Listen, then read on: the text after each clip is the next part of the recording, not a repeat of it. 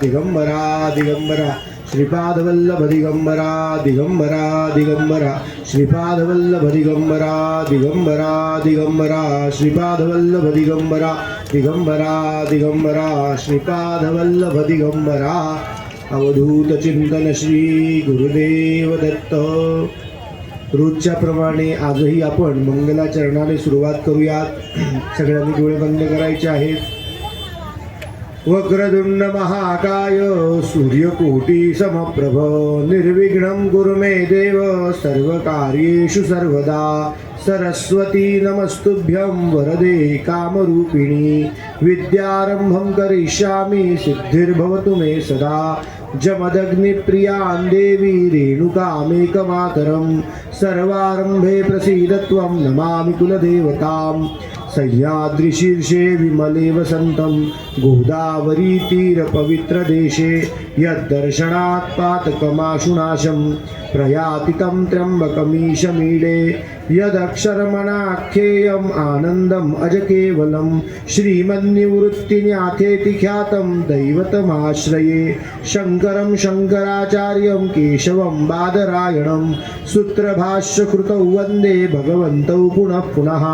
काषाय वस्त्रं करदण्डधारिणं कमण्डलुं पद्मकरेण शङ्खं चक्रं गदाभूषितभूषणाढ्यं श्रीपादराजं शरणं प्रपद्ये। यतीन्द्रं सद्गुरुं वन्दे श्रीनृसिंहसरस्वतीं श्रीमद्दत्तावतारं च कृपादानमपेक्षसे।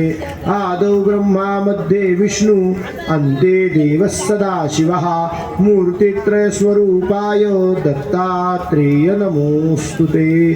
अवधूत चिंतन श्री गुरुदेव दत्त। सद्गुरुनाथ महाराज की जय। सद्गुरुनाथ महाराज की जय। अवधूत चिंतन श्री गुरुदेव दत्त। आज आपण सद्गुरू गाणगापूर मध्ये मठामध्ये राहताय। काल आपण बघितलंय की कथेमध्ये सद्गुरूंची भक्ती कशी करावी, सद्गुरूंची भक्ती कशी असावी याबद्दलचं एक विस्तृत निरूपण काल आलं। आणि काल मैत्रेयी देवींनी सोमवाराचं व्रत सांगितलं। काय करावं? शिवाला आराधन करावं। एखाद्या स्त्रीने सौभाग्य प्राप्तीसाठी, दृढ सौभाग्यासाठी काय करावं? शिवाची आराधना करावी। पण असा प्रश्नही येतो की आराधनेने हे प्रत्येक वेळेस आम्हाला फळ मिळेल का? तर शास्त्र सांगतं आराधनेचं फळ प्रत्येक वेळेस आहेच, पण एखादं फळ मिळण्यासाठी आपला पहिला आजार किती दृढ आहे हे सुद्धा बघावं लागतं, नाही की? समजा एखादी गोष्ट आहे आपल्याकडे, काहीतरी असं समजा की टाकी आहे पाण्याची आणि त्या टाकीचा नळ सोडला की पाणी यायला पाहिजे। अहो पण त्या टाकीपासून ते नळापर्यंत जो पाईप आहे त्याच्यामध्ये काय काय साचलेलं आहे याच्यावरून ठरणार आहे की त्या नळातून पाणी लगेच येईल का ते यायला अजून कष्ट घ्यावे लागतील। येणार तर आहेच, है ना? जुन्या काळामध्ये काय असायचं, 2 मजली अशी कोठार असायची, वरून त्याच्यात धान्य टाकायचं आणि खालून ते धान्य काढायचं, आहे की नाही? असं उदाहरण म्हणून समजा की आपल्या आजूबाजूला किती प्रकारची माणसं आहे हो? तशी तर माणसं खूप प्रकारची आहे। कोणाचं आडनाव वेगळं आहे, कोणाचं आडनाव वेगळं आहे, कोणाचे डोळे वेगळे आहेत, कोणाचं काय, सगळं माणसं खूप प्रकारची आहे। व्यक्ती तितक्या प्रकृती आहे, खूप आहे। पण मुख्यत्वे करून जर विभागणीच करायची म्हटली तर किती प्रकार येतो? 4. कसे? एक असा आहे की जो म्हणतोय मी सगळं चांगलं करतो आणि माझं चांगलंच होतंय असा म्हणणारा एक जण आहे की नाही? दुसरा प्रकार आहे तो म्हणतो मी चांगलं करतो पण माझं वाईट होतंय असं म्हणणारा एक जण आहे। तिसरा एक जण आहे तो म्हणतो मी वाईट करतो पण माझं चांगलंच होत आहे. आणि चौथा आहे तो म्हणतो मी वाईटच करतोय आणि माझं पुढेही काय होत आहे, वाईटच होत आहे. याचं फळ कसं प्राप्त होत आहे, वाईटच प्राप्त होत आहे असा म्हणणारा सुद्धा एक जण आहे. अशा 4 प्रकारची माणसं आहेत. ते सोडून आपल्या नशिबाबद्दल किंवा आत्ताच्या सद्य परिस्थितीबद्दल 5वी माहिती देऊ शकेल असा काही माणूस नाही. आपण माणसाला भेटलो तर तो या 4 पैकीच एक काहीतरी सांगणार आहे. मग असं का व्हावं, तर शास्त्र सांगतं, असं उदाहरण म्हणून ऐका की एक बळद ते 2 मजली कोठार आहे. आपण असं उदाहरण म्हणून समजू की बाजरी हे कुकर्माचं प्रतीक आहे असं आपण समजू आणि गहू हे सत्कर्माचं प्रतीक. म्हणजे आपल्याला काय बाजरीला दूषण द्यायचं असं नाही, उदाहरण म्हणून आपण लक्षात यावं म्हणून. नाही तर बाजरी सारखं पौष्टिक अन्न नाही, प्रधानमंत्री सांगतात बाजरी खा. पण उदाहरण समजण्यासाठी तुम्हाला सांगतो, समजा ते जे कोठार आहे ना त्याच्यात आधी खूप बाजरी टाकलेली आहे, खूप बाजरी, आणि आता त्या माणसाने त्याच्यात गहू टाकायला घेतले. पण खालून काय येणार आहे, बाजरीच येईल. गहू येतील का लगेच, नाही. तो गहू टाकतोय बरोबर आहे, पण खालून काय येईल, बाजरी. मग असा माणूस आपल्याला म्हणतो मी चांगलं करतोय पण फळ कसं आहे, वाईट आहे. सत्कर्माचं प्रतीक असलेलं गहू टाकले खरे, पण खाली फळ म्हणून मिळताना काय मिळते, बाजरी. का, कारण आधीची बाजरी टाकलेली आहे. समजा एखाद्या माणसाने त्या कोठारामध्ये आधी खूप गहू टाकले आणि आता तो बाजरी टाकतो, खाली काय येईल, गहू. मग तो म्हणतो हे मी सगळं वाईट करतो, मग माझं बरं आहे, आपल्या घरासमोर 4 गाड्या, अमुक धमुक तमुक सगळं मजेत आहे, काय तुम्हाला एक काय कथा करा, कीर्तन करा, देवाचं नामस्मरण, काय झूट, सगळं खोटं. मी बघा सगळे पैसे दारूत घालवतो, रोज सकाळी रात्री मजा करतो, सगळं चाललंय, पण माझ्या घरासमोर गाडी, आणि बाबा तुझं जीवन चाललंय कष्टात देवपूजा करून, म्हणेल की नाही एखादा जण. का, अहो आधीचे खूप गहू आहे, आता जोपर्यंत ते गहू संपत नाही तोपर्यंत किती बाजरी टाकली तरी खालून काय येणार आहे, गहूच. तिसरा असा आहे त्याने आधी बाजरीच टाकली आहे आणि आता ही बाजरीच टाकतोय, वाईट करतोय आणि काय होतंय, वाईटच होतंय. चौथा आहे ज्याने आधी गहूच टाकले आणि आता ही काय टाकतोय, गहूच. चांगलं करतोय आणि चांगलंच होतंय. मथितार्थ काय आहे की गहू टाकल्याशिवाय तर काही गहू येणार नाही, आणि आधी आपण नक्की काय टाकले हे आता ह्या जन्मात आठवत नाही. अहो लहानपणी त्या रत्नाईने सद्गुरूंच्या बहिणीने लहानपणी कुठल्या तरी जन्मात गाईला लाथा मारलेल्या आहे, पांढरा डाग झालाय म्हणून तिला इहे जन्मात कष्ट चालू आहे, सद्गुरू सांगतात.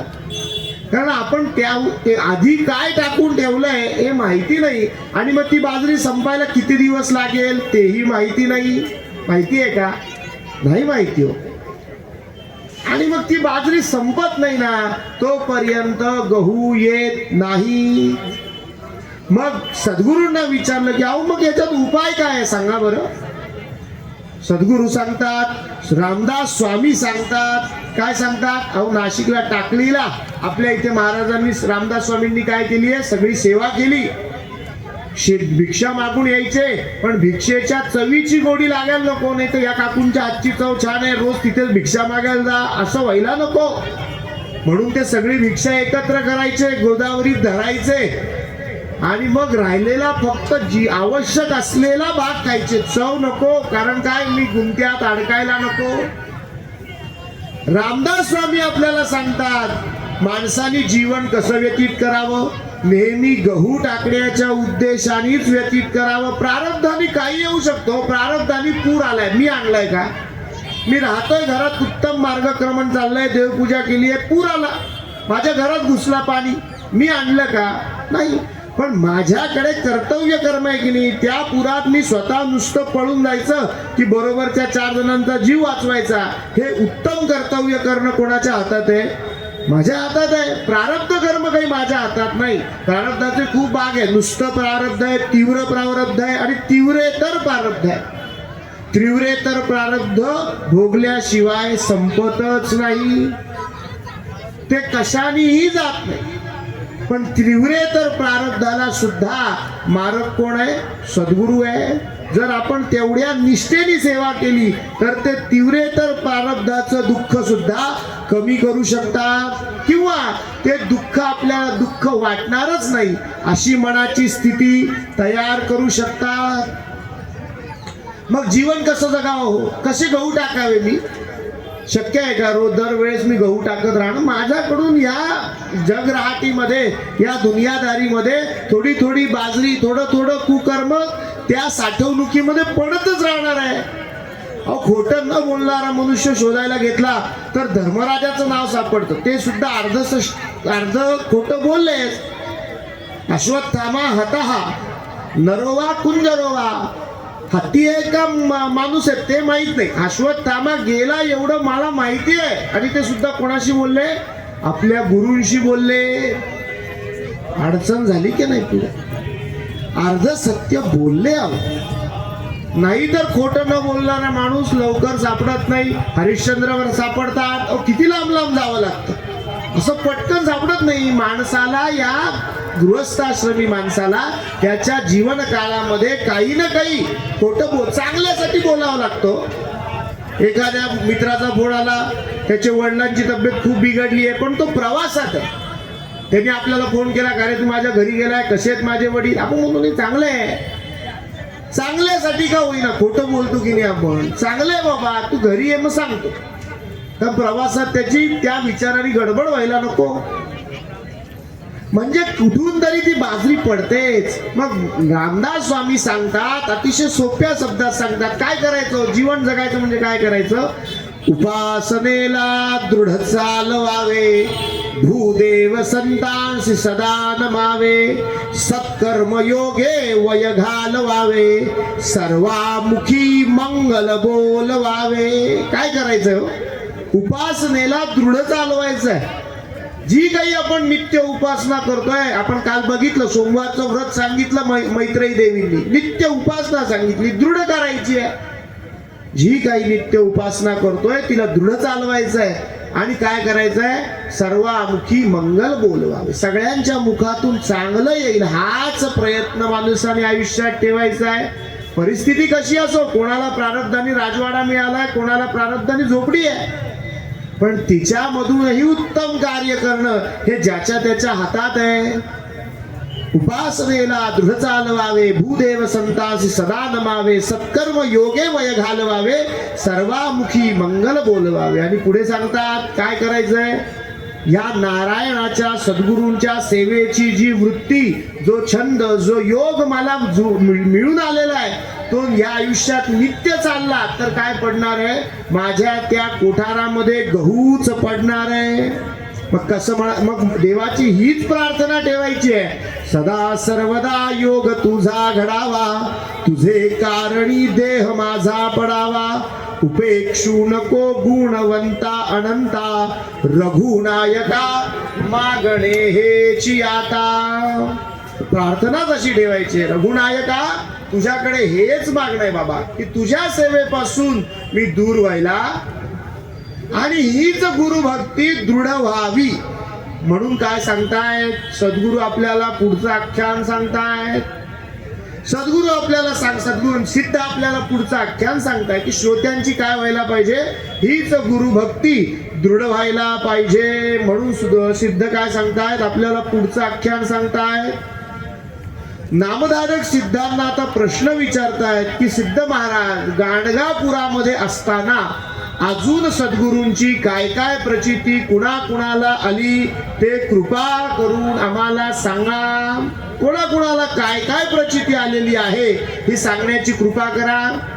आपण परवापासून बघतोय सिद्ध महाराज आपले नृसिंह सरस्वती महाराजांचा जन्म झाल्यापासून ते पहिले कुठे होते? कारंजाला. कारंजावरून मग नंतर त्यांनी मुक्काम केला बिल्लवडीला. तिथून मग नृसिंह सरस्वतींनी कुठे मुक्काम केला? आता जिला आपण नरसोबाची वाडी म्हणतो तिथे.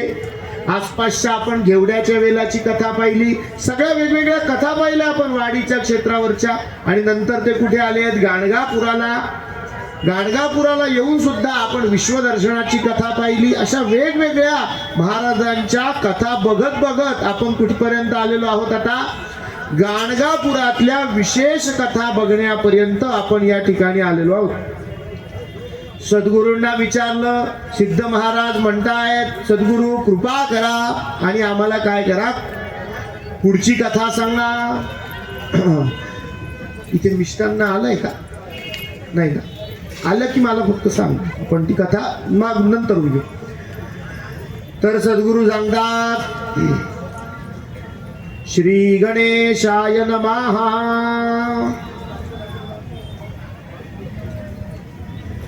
श्री गणेशाय नमः. सिद्ध म्हणे नामधारका पुढे अपूर्व वर्तले ऐका.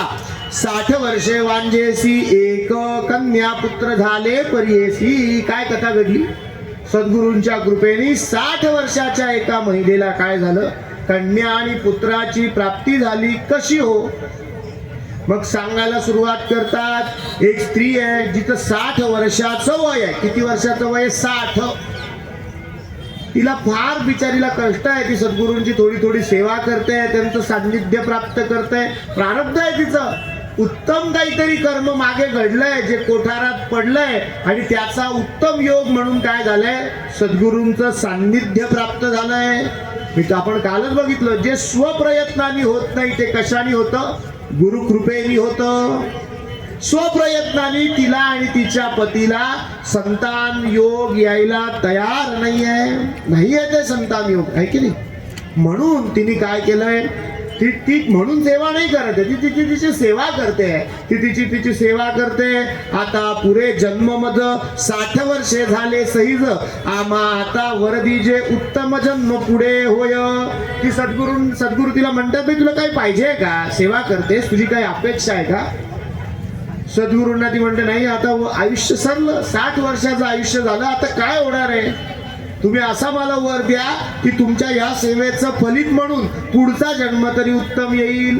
ऐकोनी तियेचे वचन गुरु म्हणती हा सोन पुढील जन्मे जाणे अहर्निशी करिता झाले संतोषी कन्या पुत्र तू ते होशी. ते सद्गुरू तिला म्हणतायत की पुढील जन्म जाणे कवन तू ते कैचे स्मरण सांग. अगं बाई, पुढच्या जन्माचं वर तर मी देईल, पण तुला पुढच्या जन्मात स्मरण राहील का? मग ते राहणार नाही. त्याच्यापेक्षा काय करतो, तुझी सेवा खूप उत्तम आहे, तू माझ्याकडे कुठलाही मेवा मागण्याच्या हेतूने सेवा केलेली नाही, आहे की नाही? कसं कर्म केलंय? निर्हेतुक. मला फार आवडलंय, है ना? इदम न मम. शेवटी आपण म्हणतो ना, आवाहनम न जानामी तवार्चन. इदम न मम, हे माझं नाही, हे सगळं तुझं आहे. मी कशाने केलं? निर्हेतुक केलं तर त्या कर्माचं फळ जास्तच मिळतं. निर्हेतुक कर्म की काही नाही, ती सेवा करून आज सेवा केली म्हणजे 3 दिवसाचा पगार मिळालाच पाहिजे असं नाही ना. सेवा कशी चालली आहे? निर्हेतुक. सद्गुरूंनी विचारलं ठीक, नाही विचारलं ठीक, अशी निर्हेतुक सेवा चाललेली आहे की नाही? कर्माचं फळ ठेवू नको. अर्जुनाला सांगतात की तू कर्म करत राहा, फळाची अपेक्षा निर्हेतुक कर्म कर. सद्गुरू सांगतात योगक्षेमम वहाम्यहम. मी कोणाचा योगक्षेम वहन करतो? जे माझं निर्हेतुक कर्म करतात त्यांचा. योग म्हणजे काय? उत्तमाची प्राप्ती. आणि क्षेम म्हणजे काय? उत्तम टिकून राहणे. नुसता योग येऊन चालत नाही. एखाद्याला 1 करोडची लॉटरी लागण्याचा योग आला, काल 1 करोडची लॉटरी लागली ना आज चोरी झाली, काय उपयोग? काल 1 करोड रुपयाची लॉटरी आणि आज चोरी, असं नाही आहे. योगक्षेमम वहाम्यहम. योगही आला पाहिजे, उत्तमाची प्राप्ती झाली पाहिजे, आणि क्षेम म्हणजे ते टिकूनही राहिलं पाहिजे, है की नाही? योगक्षेम पाहिजे. मग भगवान सांगतात की नाही, योगक्षेमम वहाम्यहम. मी काय करतो? योगक्षेम वहन करतो, त्याला उत्तम योगही देतो आणि सगळं चांगलंही करतो. पण कोणाचं? जे निर्हेतुक कर्म करतात त्यांचं. हेतू सर कर्म करणाऱ्यांना योगक्षेम ते त्यांचा वाहतातच आहे. मी तो वाहत नाही. मग त्यांचा हेतू कशासाठी आहे? त्यांचा चांगला योग यावा म्हणूनच आहे. ते करतात, मग मी कशाला करायचं? जो निर्हेतुक कर्म करतोय ना, कुठल्याही अपेक्षे विना भक्ती करतोय ना, त्याच्यावर मी माझ्या मनाप्रमाणे कृपा करतो. आहे की नाही? आपण मागून, लहान मुलगा मागून मागून मागतो, मला पेन्सिल द्या, खोडरबर द्या, किती मागणार? पण जो मागत नाही त्याच्यावर वडील त्यांच्या हिशोबाने कृपा करतात. फक्त तोवर संयम ठेवावा लागतो. तेवर काय ठेवावा लागतो? संयम. आहे की नाही? देणाऱ्याचे हात हजारो, दुबळी माझी जोई. मी मागून मागून काय मागणार आहे? पण भगवंताची कृपा मात्र कशी असते? आपल्या कल्पनेच्या पलीकडची असते. तिला सांगितलं तुला याच जन्मी पुत्र होईल, पण तू काय कर? इह जन्मी तुते कन्या पुत्र सुलक्षण होती निश्चये मनी वचन श्री गुरु म्हणती तियेसी. तिला सांगितलं की तू काय कर बाई? अश्वत्थ. तिला सांगितलं पुढील जन्मे काम्यासी करीतसे सेवा अश्वत्थासी. स्वामी आताच वरदेशी यजन्मी कन्या पुत्र अश्वत्थ सेवा बहुदिवसी करती झाली मी प्रयासी. काय होईल आम्हासी अश्वत्थ सेवे ते मूर्खपणे. सद्गुरु तिला म्हणाले बाई तू पिंपळाची सेवा कर. कोणाची सेवा कर? पिंपळाची. पिंपळाच्या झाडाची, अश्वत्थाची सेवा कर. ती सद्गुरूंना म्हणते अहो मी कित्येक दिवसापासून अश्वत्थाची सेवाच करते. ते करत करत 60 वर्ष होत आले, अजूनही काही व्हायला तयार नाही. सद्गुरु तिला सांगतायत त्याच्यावरती ना ते फक्त गंगा मातेचं वस्त्र असं झाकून ठेवा. ते मिष्टांना ठेवून गंगा मातेचं वस्त्र त्याच्यावरती झाकून घ्या. तर सद्गुरु तिला काय सांगतायत बाई, अगं नुसती क्रिया करणं आणि ती उत्तम उपदेशाने करणं, उत्तम मार्गदर्शनाने करणं याच्यामध्ये खूप फरक आहे. मुलीला घरामध्ये आईने सांगितलं अगं पुरणपोळ्या कर. तिने तिच्याच मनाने करायला घेतल्या. 3 दिवस झाले कणिक काही मळली जाईना. आहे की पुढचे 3 दिवसांनी कणिक कशी तरी खूप प्रयत्न करून मळली गेली, मग पोळी गोलच होईना. असं महिनाभर गेला तरी काही पुरणपोळी बनायला तयार नाही. पण हीच पुरणपोळी आईच्या मार्गदर्शनाखाली आई स्वतः उभी राहिली आणि आईने उभं राहून करून घेतली. 1 दिवसात पुरणपोळी लगेच बनली. तिच्याच कडून बनली, पण कशी बनली? 1 दिवसात लगेच बनली. का? उत्तम मार्गदर्शनाचं फळ आहे. गुरु म्हणजे कोण आहे? मार्गदर्शक आहे. आपल्या मनाप्रमाणे खेळ चालत नाही, खूप दिवस जातात त्याच्यात. मग मार्गदर्शक उत्तम असला की काय होतं? नाही तर सचिन तेंडुलकरला मार्गदर्शक कशाला पाहिजे? कारण आपलं स्वतःला आपण आरशात बघू शकतो. मला बघण्याची कला दुसऱ्याकडे आहे की नाही? माणूस इतरांच्या बाबतीमध्ये जज असतो. हा असं करतो, तो तसं करतो, तो स्वतःला बघितलं जात नाही. आपण दुसऱ्यांबद्दल पटकन सांगू शकतो की हा असं करतो, हा अमुक करतो, तो तमुक करतो. दुसऱ्यांबद्दल आपण काय करू शकतो? पटकन सांगू शकतो. पण स्वतःबद्दल मात्र माणसाची अपेक्षा तशी राहत नाही. स्वतःबद्दल राहते का? नाही राहत. लक्ष स्वतःकडे तेवढं जात नाही जेवढं इतरांकडे. मग ते दाखवून द्यायला, चूक दाखवायला कोण पाहिजे? गुरु पाहिजे. अगं बाई अश्वत्थ सेवा तू मनाने करतेस ना, आता मी सांगतो तशी कर, माझ्या मार्गदर्शनाखाली कर. एवढ्या वर्षात नाही ना फळ मिळालं, आता निश्चित मिळेल. सद्गुरूंनी तिला सांगितलं बाई ऐकोनी तियेचे वचन गुरु म्हणती हासोन. अश्वत्थ सेवा महापुण्य न वृथा होय परियसी. निंदा करी अश्वत्थासी अनंत पुण्य. निंदा करी अश्वत्थेसी निंदा न करी अश्वत्थेसी अनंत पुण्य परियसी. सेवा करी व आम्हा सरसी. मी सांगतो तशी कर. तू ते पुत्र होतील आता आमुचे वचन धरी. नित्य जाय संगम तिरी. आता कुठे जा? या गाणगापूरच्या नदीच्या संगमावर जा. आणि संगमावर जाऊन काय कर? भीमा अमरजा संगम आहे तिथे, संगमावर जा. तिथे जाऊन काय कर? तेथे अश्वत्थ सेवे ग्रहण करीतो आम्ही अनुष्ठान. सेवा करी एक मन आम्हा सहित अश्वत्थासी. माझ्या मी तिथे बसलोय असं समज आणि काय कर? माझ्या सहित त्या अश्वत्थाची सेवा कर. परत यांनी ही मैत्रेयी देवींसारखी अवघड गोष्ट सांगितली. सेवेचं फळ कधी आहे? काल आपण बघितलं. कधी आहे? स्थिर करून अंतःकरण, मन स्थिर केलं तरच आहे, नाही तर नुसत्या क्रियेला अर्थ नाही. 50 दिवस झाले गाण्याच्या क्लासला मुलीला पाठवतो, अजून पहिला स्वर लागायला तयार नाही का? नाचाच्या क्लासाला मुलगी जाते, 3 वर्ष झाले जाते, पण तिला अजून नाचताच येत नाही का? लक्ष नाही आहे त्याच्यात तिचं, त्याच्यामध्ये तिचं लक्ष नाही. तिच्या बरोबर त्यांच्या 3 परीक्षा झाल्या, पण तिला अजून नाचताच येत नाही का? बरं, लक्ष नाही आहे ना त्याच्यात. लक्ष असल्याशिवाय चालणार नाही. तसं त्या व्रतामध्ये पूजेकडे काय असलं पाहिजे? विलक्षण लक्ष असलं पाहिजे. मागून कोणी गेलं, पुढून हल्लं, काही होऊ द्या, आपल्याला त्याचा फार फरक पडायला नको.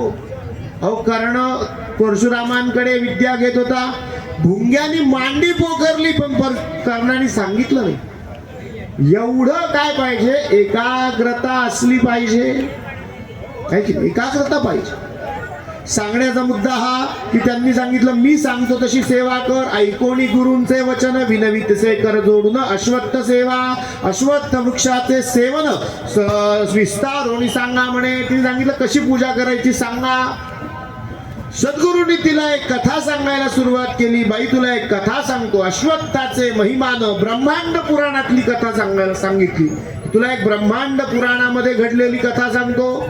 नारद मुनी सगळ्या ऋषींना ही कथा सांगतायत, ती कथा मी तुला सांगतो. नारदा ते देखुणी अर्धेपात्य देऊनी, पूजा केली उपचारोनी, पुसती झाले तये वेळी.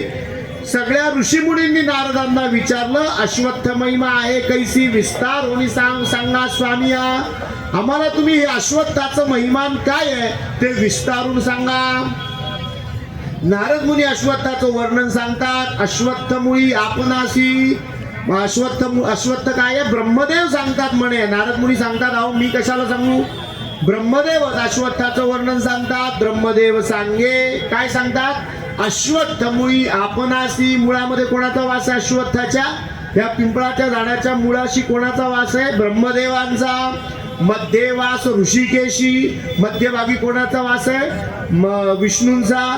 आणि रुद्र वसत असे, अग्निरुद्र वसत असे, शाखा पल्लवाधिष्ठानी, दक्षिण शाखी शूलपाणी. आणि या सगळ्या फांद्यांवरती कोणाचा वास आहे? दक्षिण बाजूच्या ज्या फांद्या आहेत त्याच्यावर कोणाचा वास आहे? महादेवाचा. पश्चिम शाखे पुन्हा विष्णूंचा. आणि आपण उत्तरी वसत असे, उत्तर भागेच्या फांद्यांवर कोणाचा वास आहे? ब्रह्मदेवांचा. म्हणजे मुळात, खोडात आणि वरती अशा तिघांचा आहे. आणि पुन्हा पाकलेल्या 3 बाजूच्या 3 फांद्यांमध्ये पण प्रत्येकाचा वास आहे. इंद्रादिदेव परियसी वसती पूर्व शाखेसी. आणि पूर्व भागात कोणाचा वास आहे? इंद्रादी सगळ्या देवांचा वास आहे. म्हणजे गायीमध्ये जसे सगळ्या देवता आहेत तशा सगळ्या देवता कुठे आहे? पिंपळाच्या झाडामध्ये सुद्धा आहे. सगळ्यांचा वास तिथे सुद्धा आहे. पिंपळाच्या झाडामध्ये सगळ्या देवतांचा वास आहे. पिंपळाच्या झाडामध्ये कोणाचा वास आहे? सगळ्या देवतांचा वास आहे. अहो, आपण खूप भाग्यवान आहे, या अश्वत्थाच्या छायेत आपण ही कथा ऐकतोय. गंगा गोदावरी मातेच्या शेजारी आपण ही कथा ऐकतोय. याच्यापेक्षा मोठं भाग्य काय असावं? इथे मला कथा सांगण्याची संधी मिळते. याच्यापेक्षा सद्गुरु कृपा दुसरी काय असते हो? ते सांगतायत की अश्वत्थाच्या छायेमध्ये जर एकदा मंत्र म्हटला तर कोटी वेळेस मंत्र म्हटल्याचं फळ मिळतं. मग आपल्याला सुद्धा 1 कोटी कथा ऐकल्याचं फळ आहे की नाही? एक मंत्र म्हटला तर किती फळ मिळतं? 1 कोटी वेळा जप केल्याचं फळ मिळतं. नारद म्हणे मुनिवरा, सांगेना एका तत्परा, चित्त करोनिया स्थिरा, विधानासे ब्रह्मवचनी.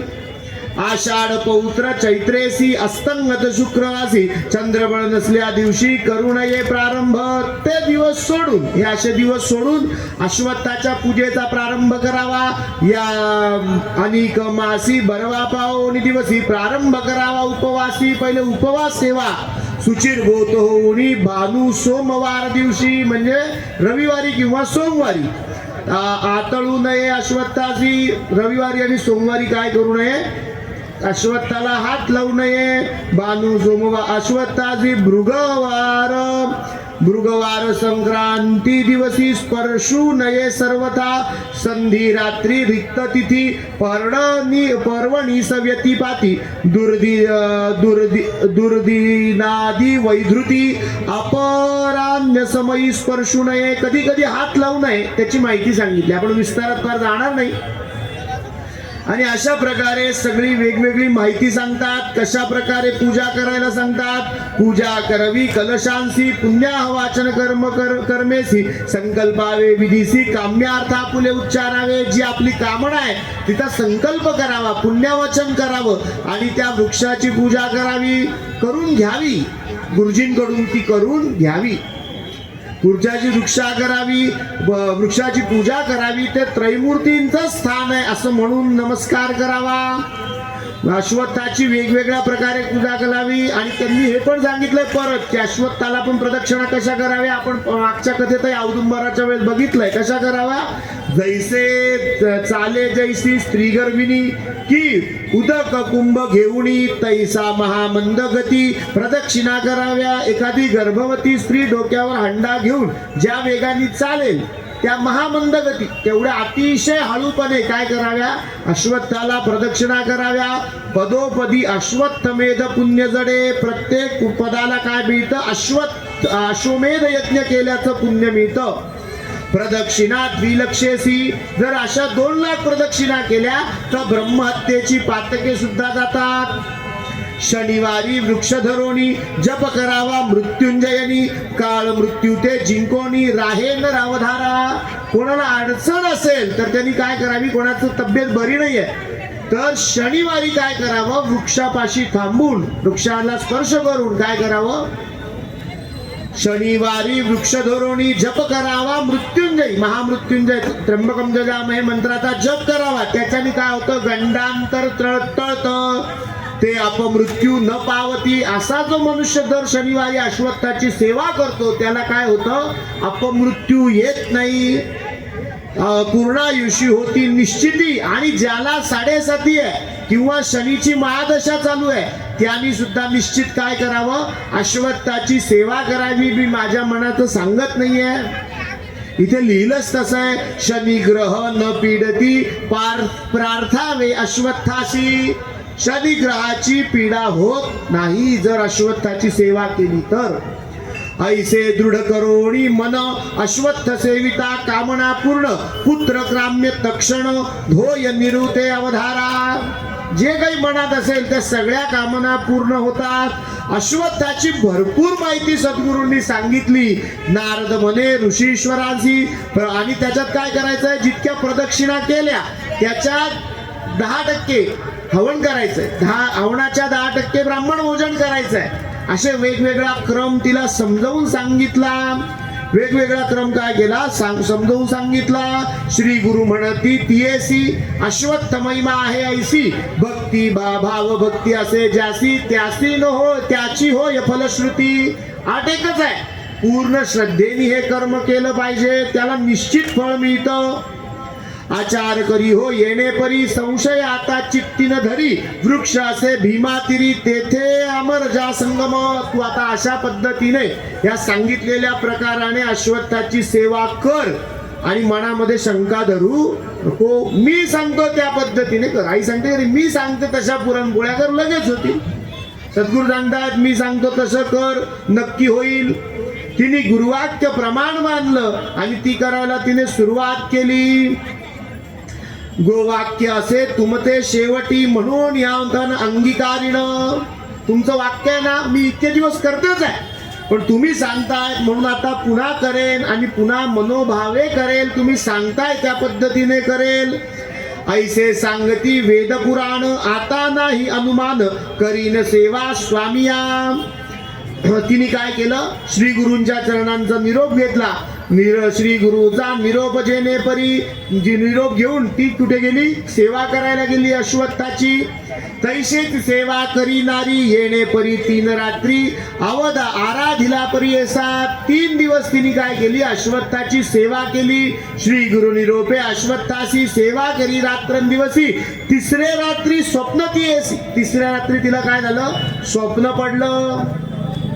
झाले एक स्वप्न तियेसी झाले ऐका एक चित्ते स्वप्नामध्ये विप्र एक येऊनी देतो तिसी भाक तू कार्य तुझे झाले ऐक सांगेन एक ऐकते करी म्हणे जावोनी गाणगापुरात तेथे असे श्री गुरुनाथ प्रदक्षिणा करी ओ सात नमन करी भक्तीसी.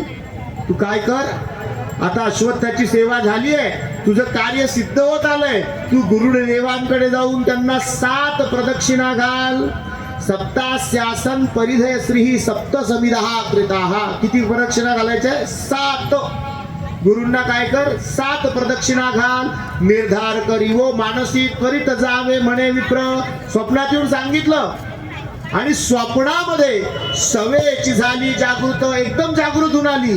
कल्पवृक्ष असे अश्वत्थ, अश्वत्थच काय आहे या भूतलावर? कल्पवृक्ष. अश्वत्थ आणि औदुंबर वड हे सगळे काय आहे? कल्पवृक्ष. काय होतं, माणसाला व्यवहार कळतो. माणसाला काय करतो? व्यवहार. आंब्याची झाडं काही माणसं स्वतःहून कापत नाही, कारण त्याच्याने आंबे मिळतात. आपण विचारलं गाव आंबा का कापायला घेतला? खूप अडचण नाहीये, मोकळी जागा आहे तरी आंबा कापायला घेतला. आपण का कापायला घेतला? म्हणून हल्ली फळच येत नाही. व्यवहार संपला म्हणून काय झालं, त्याला कापायला घेतलं. पिंपळाच्या झाडाला कुठली फळं येतात? सागासारखं काय पिंपळाचं लाकूड विकता येतं का? ते पळसासारखी काय पिंपळाच्या पानाच्या पत्रावळी विकल्या जातं का? पिंपळाच्या पानाचा व्यावहारिक फळ कुठलंही नाही. पिंपळाच्या झाडाचं, वडाच्या झाडाचं आहे का व्यावहारिक फळ? जागा चाडते, बाकी व्यावहारिक फळ काहीच नाही. म्हणजे पैसा मिळत नाही त्याच्यातून व्यवहाराचा. सागाची झाडं माणसं म्हणतील का नाही नाही सागाची झाडं आहे कापून टाका, म्हणजे वाढू द्या, मोठी होऊ द्या, मग कापू, बरं दुसरी पण लावू. उंबराचं झाड दिसतं फळ अंजिरासारखं, पण म्हणून काय अंजिराच्या भावाने विकलं जातं का? नाही विकलं जात. पण आता विज्ञान सांगतं हीच झाडं काय आहे, जास्तीत जास्त ऑक्सिजन देणारी आहे. कारण हे अव्यावहारिक फळ आहे, हे माणसाला कळत नाही. हे कोणाला कळतं? तत्वदर्शींना कळतं. ना असतो विद्यते भावो ना भावो विद्यते स्वतः उभयो नपि दुष्टोंतस त्वनयोस तत्वदर्शिनी. आपण कथेच्या पहिल्या दिवशी बघितलंय, तत्वदर्शी माणसं नेहमी कशी असतात? कमी असतात. त्यांना कळत होतं म्हणून त्यांनी कथांमधून सांगितलं की ही 3 झाडं वाचली पाहिजे, नाही तर हा व्यावहारिक माणूस सगळ्यात पहिले हीच कापून टाकेल. आज पुस्तकात पाहायला लागला असता औदुंबर कसा दिसतो, पिंपळ कसा दिसतो, वड कसा दिसतो.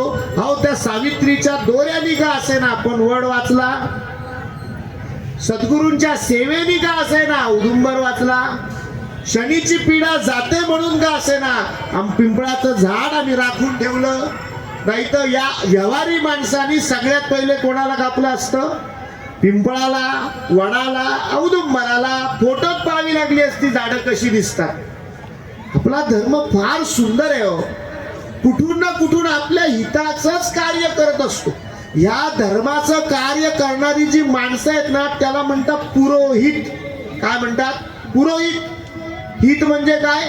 पूर्ण हित इच्छिणारे, येणाऱ्या व्यक्तीचं पूर्ण हित व्हावं अशी ज्यांची कामना आहे त्यांना काय म्हणतात? पुरोहित म्हणतात. आपण कुठे कथा करतोय? पुरोहित संघ. सांघटित दृष्ट्या या सगळ्या व्यक्तींना वाटतं की येणाऱ्याचं काय व्हायला पाहिजे? कल्याणच व्हायला पाहिजे, हित व्हायला पाहिजे, है की? पुरोहित म्हणतात. म्हणून ती झाडं वाचली. मुद्दा कुठे आपला? ही झाडं का वाचली? अहो, आपल्या पुराणांनी वाचवली, कथांनी वाचवली, ऋषीमुनींनी वाचवली. नाही तर माणूस असं सांगून ऐकत नाही. भारतीय माणसाचा स्वभाव आहे, त्याला धर्माच्या अधिष्ठानाशिवाय तो कुठलंही कार्य करू शकत नाही. अहो, जर एखाद्या माणसाला थोडंसं टेन्शन आलं, काहीतरी घर आहे, परिवार आहे, काहीतरी इकडे तिकडे होत असतं रोज, मग काय दारू प्यायची का? सांगा, काय करणार? येणार की नाही टेन्शन? माझं काय म्हणणं आहे, उत्तम आपल्याला एखाद्याला जर टेन्शन आलं आणि ते जाण्यासाठी शांतता म्हणून सद्गुरूंचं चिंतन करत बसला तर उत्तम आहे की नाही? झाला तर काय आहे, फायदाच आहे निश्चित. संभ्रमावस्था कमी करायला माणूस काय करतो? अजून संभ्रमावस्थेत जातो, दारू पितो, की मला माझ्या स्वतःचा विसर पडला पाहिजे, या वेदनांचा विसर पडला पाहिजे. पण याच्यापेक्षा अध्यात्म चिंतनाने वेदना घालवल्या तर ते चांगलं आहे का वाईट आहे? वेदना घालवायला आपण इथे येऊन बसलो, हा सद्गुरूंचं चिंतन मनात परिपूर्ण भरलं, थोडा वेळ का होईना या व्यवहारातल्या वेदनांचा विसर पडला, चांगलं आहे की वाईट आहे? अहो हा समाज व्यसनाधीन होतोय कशासाठी? स्वतःला विसरण्यासाठी, की मला रात्रभर का असेना आपण माझ्या मागच्या सगळ्या वेदनांचा विसर पडला पाहिजे. मग ते सद्गुरु चिंतनाने होत असेल तर चांगलं आहे की वाईट आहे? चांगलंच आहे की नाही? अध्यात्म श्रवण तेवढ्यासाठी झालं पाहिजे. सद्गुरु तिला सांगतायत आपला मुद्दा कुठे चाललाय, की तिला अश्वत्थाची पूजा सांगितली, तिने ती उत्तम प्रकारे केली. तिला सांगितलं तू 7 प्रदक्षिणा घाल स्वप्नात येऊन, हसो निया श्री गुरुमूर्ती फळे देती तिसी. त्यांनी तिला काय केलं? कल्पिले फळ मिळत असे, नमन केले, सेवा करोडी, चौथ्या दिवशी आली आपण मठासी. तिने सद्गुरूंना प्रदक्षिणा केल्या आणि काय केलं? नमस्कार केला. सद्गुरूंनी तिला 2 फळं दिली. हसून या श्री गुरुमुनी फळे देती तिसी दोन्ही, भक्षण करी वो संतोषोनी, कार्य तुझे झाले आता. तिला सांगितले 2 फळं खा, तुझं कार्य झालंय, तुला उत्तम असं मी सांगितलेलं वरदान पूर्ण होईल, काही काळजी करू नको. भोजन करी आता त्वरित काम्य होईल, तुझे सत्य कन्या पुत्र दोन्ही सुत, जिले आज परिये दिले आज परिये सा. तुला 2 फळं नाही दिली आहे, तुला काय दिलंय? कन्या सुत दिली आहे. त्या आणि गंमत काय झाली हो, तिचं वय किती आहे? 60 वर्षाचं. पण विश्वासाचं फळ आहे. आपण अनुसूया मातेंच्या कथेमध्ये बघितलं की नाही? ही बालके, ही जी आई माझी बालक आहे, एवढा शरीराला विश्वास पटला. गर्भातून आलेली नाही तरी शरीराला पटलं की नाही? विश्वास काय आलं? दूध आलं. शरीराला विश्वास पटला म्हणून आलं. दोरी पडलेली आहे, शरीराला विश्वास पटला नाही. एकदा हा साप आहे की अंगाला घाम सुटायला, खरं ती दोरीच आहे, पण विश्वास पटला की नाही? विश्वास पटला की तसं शरीर कार्य करतं. तेवढा दृढ विश्वास या शरीराला पटला पाहिजे, मेंदूला तेवढा दृढ विश्वास पटला पाहिजे की असंच आहे की नाही? डोंबाऱ्याची मुलगी तारेवर चालते, तिच्या मेंदूला विश्वास आहे मी याच्यावरून पडणार, तिला चालता येतं. विश्वास पटणं महत्वाचं आहे की नाही? काय महत्वाचं आहे? विश्वास पटणं. तिला विश्वास पटला की सद्गुरूंनी 2 फळं दिली आहे म्हणजे मला संतान होणार आहे. 60 वर्षाची स्त्री आहे, तिला 4 दिवसाचा मासिक धर्म येत नाही, तरीही तिला विश्वास पटला आणि त्याच दिवशी संध्याकाळी फळं दिली. त्याच दिवशी संध्याकाळी तिला काय आला? मासिक धर्म सुरू झाला. त्याच दिवशी अस्तमानी काय सुरू झाला? मासिक धर्म सुरू झाला. ती थोडे दिवस थांबली. पती सवेत जाऊन तिने सद्गुरूंना पुन्हा नमस्कार केला, प्रार्थना केली सद्गुरूंची प्रार्थना केली. म्हणती श्री गुरु प्रसाद आलिया पुल्या घराशी, ऋतू दिदला पंचवे दिवशी, मनोनी कन्या प्रिय साथ. तिला पहिले काय झाली? आता सद्गुरूंच्या कृपेने कन्या झाली. माणसाचा स्वभाव आहे पुत्र पाहिजे असतो, आहे की नाही? काय पाहिजे असतो? पुत्र. ती सद्गुरूंकडे गेली, अशी म्हणाली नाही की मला कन्या कशी झाली म्हणून, काहीच होत नव्हतं तर कन्या झाली आहे. पण भाव तिचा तोच आहे आणि सद्गुरू भाव जाणतात. ती म्हणाली सरस्वती आली गृहा, पण तुम्ही सांगितलं होतं पुत्र होईल. सद्गुरू म्हणाले बाई तुझं वय आहे 60. किती वय आहे तुझं? 60. पुत्र होईल कधी? तू त्याला सांभाळशील कशी? शास्त्र सांगतं मोठी बहीण ही काय असते? आईच असते. सद्गुरू कोण आहे माहिती आहे तुम्हाला? कल्पतरूंपेक्षा एक विशेष अधिक्य गुण आहे जे आपण मागत नाही पण गरजेचं आहे. ते सुद्धा कोण देतं? सद्गुरू देतात. कल्पतरू तर आपण मागितलेलं देतो. सद्गुरू काय देतात? जे आपण मागत नाहीये पण गरजेचं आहे. सद्गुरू म्हणतात अगं त्या पुत्राला तू सांभाळशील कशी? ही कन्या काय करेल? पुत्र सांभाळू लागेल. नाही तर पहिले मुलगा झाला, नंतर मुलगी झाली. आता मुलगा खेळायला बाहेर निघून गेला, मुलीला कोणी सांभाळायचं? तुझं वय तेवर भरपूर होऊन जाईल. पण पहिले मुलगी झाली आहे, आता ती मोठी होईल आणि झाले जेव्हा पुत्र होईल तेव्हा त्याला ती सांभाळेल. की तुझं वय पण लक्षात घेतलं पाहिजे की नाही? तुझ्या ते लक्षात येत नाही पण माझ्या लक्षात येतं की नाही. सद्गुरूने सांगितलं काळजी करू नको, तुला पुत्रही होईल, तो उत्तम वेदवक्ता होईल, त्याचं सगळीकडे नाव होईल, त्यालाही पुढे पुत्र पौत्र होतील, काही काळजी तू करू नको. नामकरणी श्री गुरुच्या, त्याचं तिला नंतर पुत्रही झाला, त्याचं नाव नृसिंहच ठेवलं. त्याचं नाव काय ठेवलं? नृसिंह. आणि या कन्येलाही तुला उत्तम जावई येईल, तोही काय होईल? यज्ञ करून त्याची खूप ख्याती होईल, तो मोठा विद्वान असेल, तू काही काळजी करू नकोस.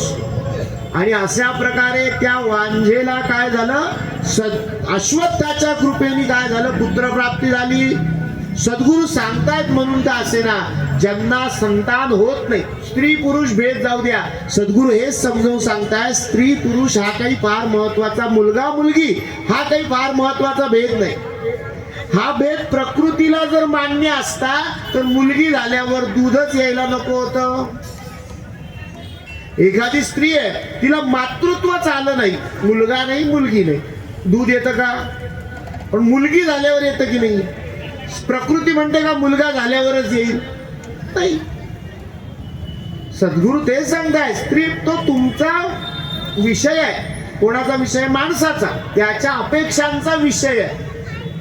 पण ते सांगतात द्वैत असे अमान्य, कुठल्याच प्रकारचं द्वैत नकोय, है ना? राग लोभाचंच नकोय, तर स्त्री पुरुषही नकोच आहे.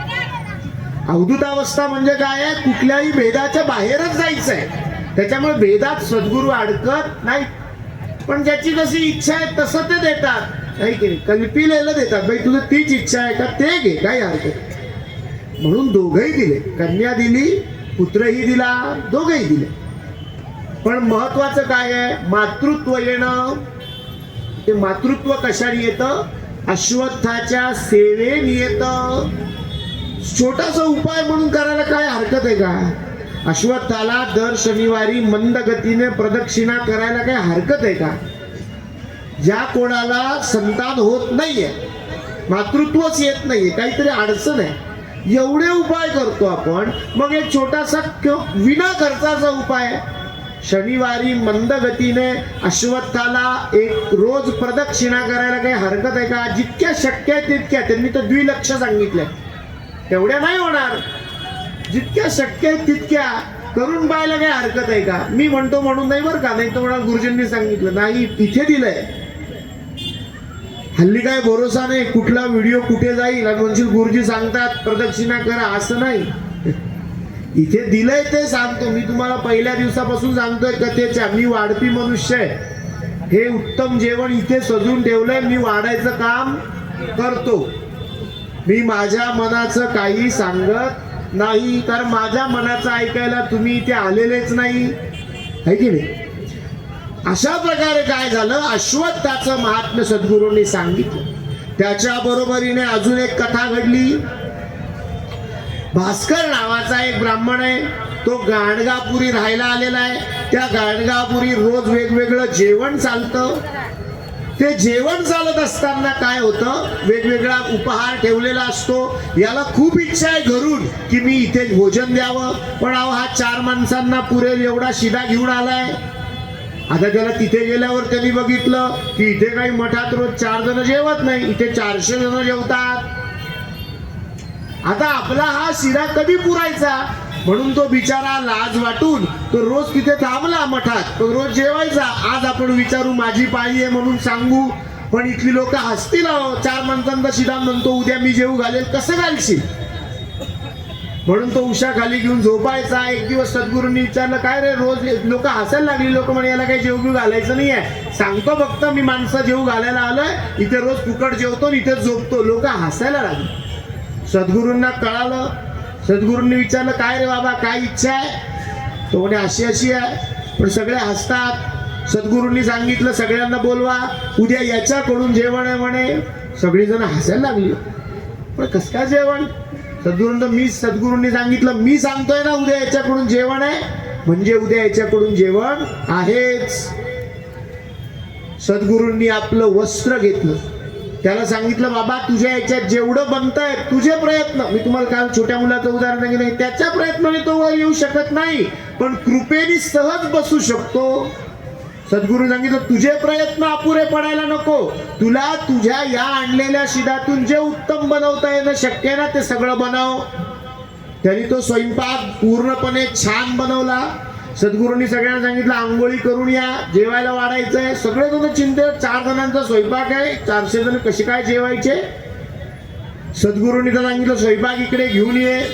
सगळा स्वयंपाक त्यांनी आणून दिला. सद्गुरूंनी आपलं एक वस्त्र होतं ते त्याच्यावर झाकण टाकलं, कृपा केली, अन्नपूर्णेला प्रार्थना केली. अन्नपूर्णा माता की जय. अन्नपूर्णेला प्रार्थना केली. अन्नपूर्णा हो शक्ती आहे, शिव जिथे आहे सद्गुरूंच्या ठिकाणी शिव आहे. शक्तीला प्रार्थना करायला काय आहे, भिक्षाम देईच पार्वती. अहो अन्नपूर्णेला प्रार्थना केली की याच्यामध्ये ह्या जेवणाचं काय झालं पाहिजे, पूर्णान्न झालं पाहिजे. काय झालं पाहिजे, पूर्णान्न. पूर्णान्न म्हणजे काय, पूर्णस्य पूर्णम आदाय पूर्णम एव अवशिष्यते. पूर्ण म्हणजे काय, ज्याच्यातून काही टाकलं तरी तेवढंच राहतं आणि काढून घेतलं तरी तेवढंच राहतं, त्याला म्हणायचं पूर्ण. त्याला काय म्हणायचं, पूर्ण. सद्गुरू म्हणे हे फडकं काढायचं नाही. इथे मिष्टान्नावर फडकं हे टाकलंय का,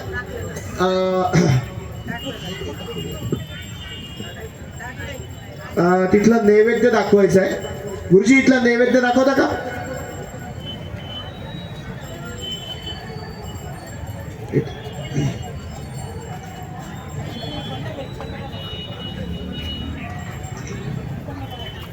पाणी घेऊन या, इथला नैवेद्य दाखवा फक्त.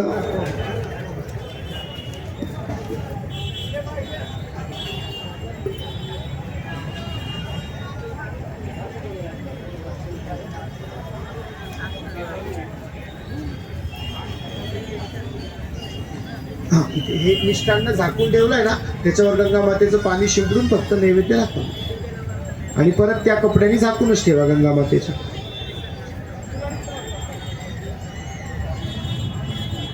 भिक्षाटनं गृहे गरामे पात्रं हेममयं करे नाना स्वादमयीं भिक्षां दत्तात्रेय नमोस्तुते. अवधूत चिंतन श्री गुरुदेव दत्त. गंगा गोदावरी माता की जय. अन्नपूर्णा माता की जय. अहो सद्गुरूंच्या कृपेने पूर्णान्न झालेलं, अन्नपूर्णा मातेच्या कृपेने पूर्णान्न झालेलं ते अन्न त्यांच्या वस्त्राखाली झाकून ठेवलं.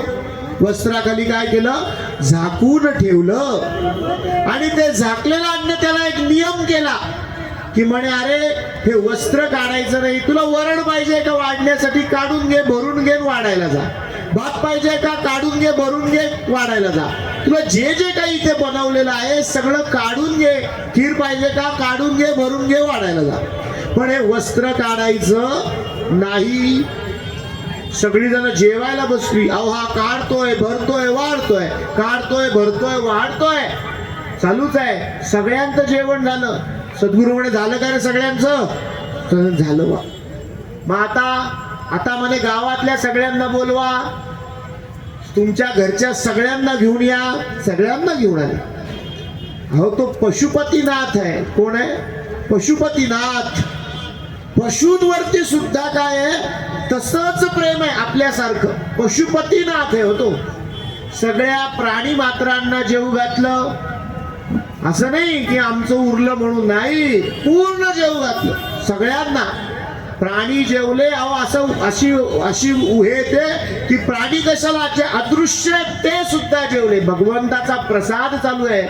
यक्ष किन्नर अदृश्य जे आपल्या दिसण्याच्या बाहेर आहे ते सुद्धा जेवले. अहो 400 जण जेवायचे होते, किती जण जेवले, 4000 जेवले. तरी अन्न चालूच आहे. शेवटी न राहून त्यांनी ते काढलं. शेवटी सगळं झालं, सगळ्यांचं भोजन झालं. त्यांनी ते वस्त्र काढलं आणि बघतो तर काय, त्यांनी शिजवलेलं अन्न तसंच्या तसं आहे. पूर्णस्य पूर्णमादाय पूर्णम एव अवशिष्यते. तसंच्या तसं आहे. कृपेने काय नाही होऊ शकत. सद्गुरूंची कृपा झाली आणि काय झालं, अन्न तसंच्या तसं राहिलं.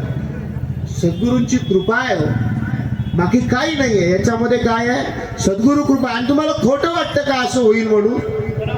तुम्ही कुठेही जा, आता इथे सुद्धा गंगा गोदावरी मातेचा महाप्रसाद ठेवलेला आहे की नाही? ते काय आहे, शेवटच्या दिवशी महाप्रसाद आहे. दशमीला महाप्रसाद आहे की नाही? मग महाप्रसादाला किती लोक येणार हे मंडळाच्या कार्यकारिणीला माहिती आहे का? लग्नासारखी पाहुण्यांची यादी केली आहे का? माहिती आहे का?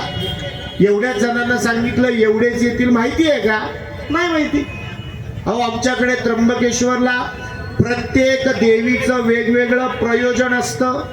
कोण येणार, किती येणार, कसं येणार, घरी आमंत्रण कसं असतं, पै पाहुण्यांसहित कोणाच्या घरी किती पाहुणे येतील कोणाला माहिती. पण आजपर्यंत असं झालं नाही की जेवायला आलेला मनुष्य उपाशी गेला.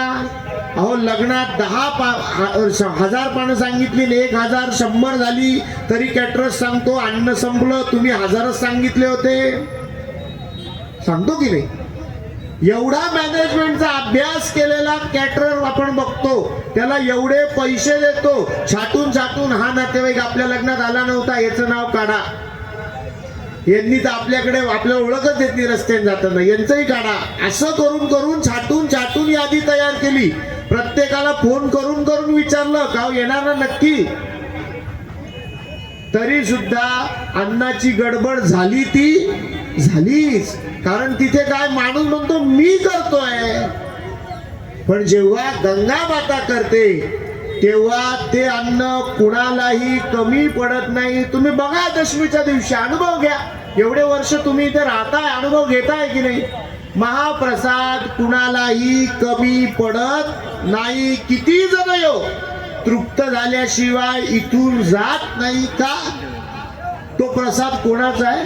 गंगा मातेचा. एवढंच कशाला, घरी उत्तम शिरा करा, तो सत्यनारायणासारखा लागत नाही. चव लागते का त्याची सत्यनारायणासारखी? नाही. एवढंच कशाला, आमच्याकडे प्रयोजनाचा स्वयंपाक पुरुष मंडळी बनवतात. आम्हाला काय रोज सवय का? कोणी येतं आपलं पाणी टाकतं, कोणी येतं मसाला टाकतं, पाहिलेला माहित नाही दुसऱ्याने काय टाकलंय, पण चव बिघडत नाही. अन्नपूर्णेची चव आहे, कशी बिघडेल? सामर्थ्य आहे चळवळीचे, जो जे करील तयाचे, परंतु तेथे भगवंताचे अधिष्ठान पाहिजे. काम तर करावं लागतंच, पण ते भगवंत अधिष्ठानाने केलं की ते अपूर्ण राहत नाही, ते पुरतच. तुम्ही बघा, दशमीला हा सद्गुरूंचा महाप्रसाद पुरतो की नाही पुरत? पुरणार म्हणजे पुरणारच, कारण अन्न हे पूर्ण ब्रह्म पुरणारच आहे. भगवंताच्या अधिष्ठानाने होणार आहे, तर ते अपूर्ण पडणार नाही. महाप्रसादाचं आमंत्रण माणसांची घरं मोजून दिलेलं नसतं, सगळ्यांसाठी भंडारा खुला असतो. पण पुरतो की नाही? सगळ्यांना पुरतो. असं हे भगवंताचं रूप आहे, जे सद्गुरूंनी अन्नाच्या माध्यमातून पूर्णत्व दाखवलं, पूर्ण ब्रह्माचं दर्शन करवलं. नामधारकांना ही कथा फार आवडली. नामधारक सद्गुरू सिद्धांना विचारतात, अजून काय कथा घडली सांगा. अहो, मला राहवत नाही आता सारख्या कथा अजून काय काय घडल्या भगवंत असताना, सद्गुरू तिथे असताना मला सांगा. सिद्ध नामधारकांना सांगतायत, तुला अजून एक कथा सांगतो. एक माणूस होता, त्याला काय झालं होतं, त्यांनी खूप पाप कर्म केलेली होती. पापे केली आपण बहुत, जन्मांतरी असंख्यात, तेने हा भोग भोगीत, आता नसा हे स्वामिया. त्याच्या सगळ्या अंगाला कुष्ठ झालेला आहे, खूप त्रास होतोय, खाजव येतोय, रक्त पडतोय, पू पडतोय, त्रास होतोय. स्वामी त्याला भेटले. स्वामींना तो सांगतोय की तुमची सगळी मी ख्याती ऐकून आलोय, भगवंता मला तुम्ही काय करा, हा रोग बरा नाही झाला तरी चालेल, पण मग शरीर तरी त्याग होईल असं बघा, हे शरीर सुटू द्या आता. सद्गुरू म्हणतायत, आता सद्गुरू त्याला म्हणतायत, अरे तुला मी एक उपाय सांगतो, भक्तिभावाने करशील तर काय होईल, तुला त्याची फलप्राप्ती होईल. आपण काल बघितलं होतं की औदुंबराच्या कथेमध्ये बघितलंय, औदुंबराच्या छायेत फिरणाऱ्याचे काय जातात, स्किन डिसीज कमी होतात, चरबीचे रोग कमी होतात. औदुंबराच्या छायेत जर आपण जास्त वेळ थांबलो तर त्याच्याने काय होतं, स्किन डिसीज कमी होतात. आपण आयुर्वेदिक उपाय म्हणून बघू त्याच्याकडे. सद्गुरू शेजारून एक माणूस चालला होता. सद्गुरू म्हणतात, अरे या झाडांची फळं तर आहेतच, पण वाळलेल्या फांदीचं सुद्धा काय आहे, फळ आहे. सद्गुरूंनी औदुंबराची एक वाळलेली फांदी त्याच्याकडे दिली आणि म्हणाली, गंगेवर घेऊन जा, मी सांगतो त्या क्रमाने हिला सारखं सारखं पाणी घालत राहा. हिला पानं आली की तुझं कुष्ठ गेलं. तो गंगेवर घेऊन गेला, काठी लावली, पाणी घालायला मनोभावे सुरुवात केली. लोक हसताय, काय लाकूड घेऊन आलाय, असं कधी होतं का? हो, असं कधी होत नाही. म्हणून तर सद्गुरू परीक्षा बघतात. जे नेहमी होतं ते तर कोणी करेल, नेहमी होतं तर कोणी करेल. त्याच्यात विशेष काय आहे? विशेष काय आहे की जे होत नाही ते करणं, ते विशेष आहे की नाही. सद्गुरू सांगतायत तू कर, तू मनोभावे करायला लागला. सद्गुरूंचे शिष्य सद्गुरूंकडे आले आणि त्यांनी सांगायला सुरुवात केली की अहो 7 दिवसापासून तो उत्तम कार्य करतोय, जेवत नाहीये, उपवास धरलाय, रात्रंदिवस तिला पाणी घालतोय. सद्गुरू म्हणतायत गुरुवाक्य प्रमाण मांडलंय ना, आता त्याचं सगळं चांगलं होईल. सद्गुरू त्यांना सांगतायत की तुम्हाला मी एक कथा सांगतो. सद्गुरू त्यांना काय सांगतायत, कथा, की गुरुवाक्याने सगळं चांगलं कसं होतं. गुरुवाक्य एकदम अशक्य प्राय आहे, पण प्रमाण मानलं आणि त्या योगाने पूर्ण देह, तन मन धन. तन म्हणजे काय, त्याची कथा सांगतो. तन देणं म्हणजे आपल्याला काय वाटतं, तन मन धनामधलं तन म्हणजे काय, आपण तिथे श्रम घेणं, कार्य करणं. म्हणजे आता या खुर्च्या मांडायला मदत करणं, उचलायला मदत करणं, झाडायचं आहे, तनाचं शारीरिक जे कार्य आहे ते करणं. पण त्याच्याही पुढे जाऊन सद्गुरू स्कंद पुराणातली कथा सांगतात. म्हणे अरे एक राजा होता, त्याचं नाव होतं सिंहकेतू. त्याचा मुलगा होता, त्याचं नाव होतं धनंजय. आणि त्या धनंजय जो आहे तो एकदा शिकारीला गेला. त्याच्याबरोबर एक त्याचा सेवकही होता. शिकारीला जंगलात गेल्यानंतर त्या सेवकाने तिथे भग्न झालेलं शिवालय बघितलं, मंदिर बघितलं महादेवाचं, आणि तिथे पडलेलं शिवलिंग बघितलं. ते शिवलिंग त्याला फार आवडलं. त्यांनी ते उचलून आणलं आणि धनंजयाला दाखवलं. धनंजयाला त्यांनी सांगितलं की हे मी शिवलिंग आणलंय, अतिशय उत्तम आहे, याची नित्य पूजा करावी असं मला वाटतंय. धनंजयाने सांगितलं, अरे वाटतंय म्हणजे तू व्रत घेणार आहेस. पूजेचं काय घेणार आहे, व्रत घेणार आहे. मग व्रत हे असं आधेमध्ये माझ्या मनाप्रमाणे आज जमलं ठीक, उद्या नाही जमलं जाऊ द्या, असं चालत नाही बाबा. ठरव, व्रत घेशील का? तो म्हणे घेईल. तुम्ही सांगाल ते घेईल. तो म्हणे बघ बरं, इथे तू माझ्याकडून बोध घेणार आहे म्हणजे मी तुझा कोण आहे, गुरु आहे. मग हे वाक्य तुला पाळावं लागेल. आता घेणार असशील तर घे, नाही तर सक्ती नाही, ठेवून दे शिवलिंग. तो म्हणे नाही, करणार आहे. मग त्यांनी सांगितलं बाबा ह्या शिवलिंगाची तुला रोज पूजा करायची आहे, आणि नुसती करायची नाहीये तर त्याला चिता भस्म व्हायचंय. त्या दिवशीची चिता पाहिजे आणि त्या चितेवरून काढून आणलेलं भस्म पाहिजे, ते या शिवलिंगाला व्हायचंय. तो म्हणे हो मी हे व्रत घेईल. त्यांनी ते शिवलिंग घरी नेलं आणि रोज तो त्या शिवलिंगाला काय व्हायला लागला, चिता भस्म व्हायला लागला. व्रतासाठी काय अर्पण करायचंय, तन मन आणि धन आहे. त्यांनी ते व्रत अंगीकार करायला सुरुवात केली. तो चिता भस्म रोज व्हायला लागला. एक दिवस भस्मच मिळेना. तो सगळ्या गावांमध्ये फिरून आला, कुठे चिता भस्म नाही. त्यांनी बायकोला सांगितलं अगं चिता भस्म नाही.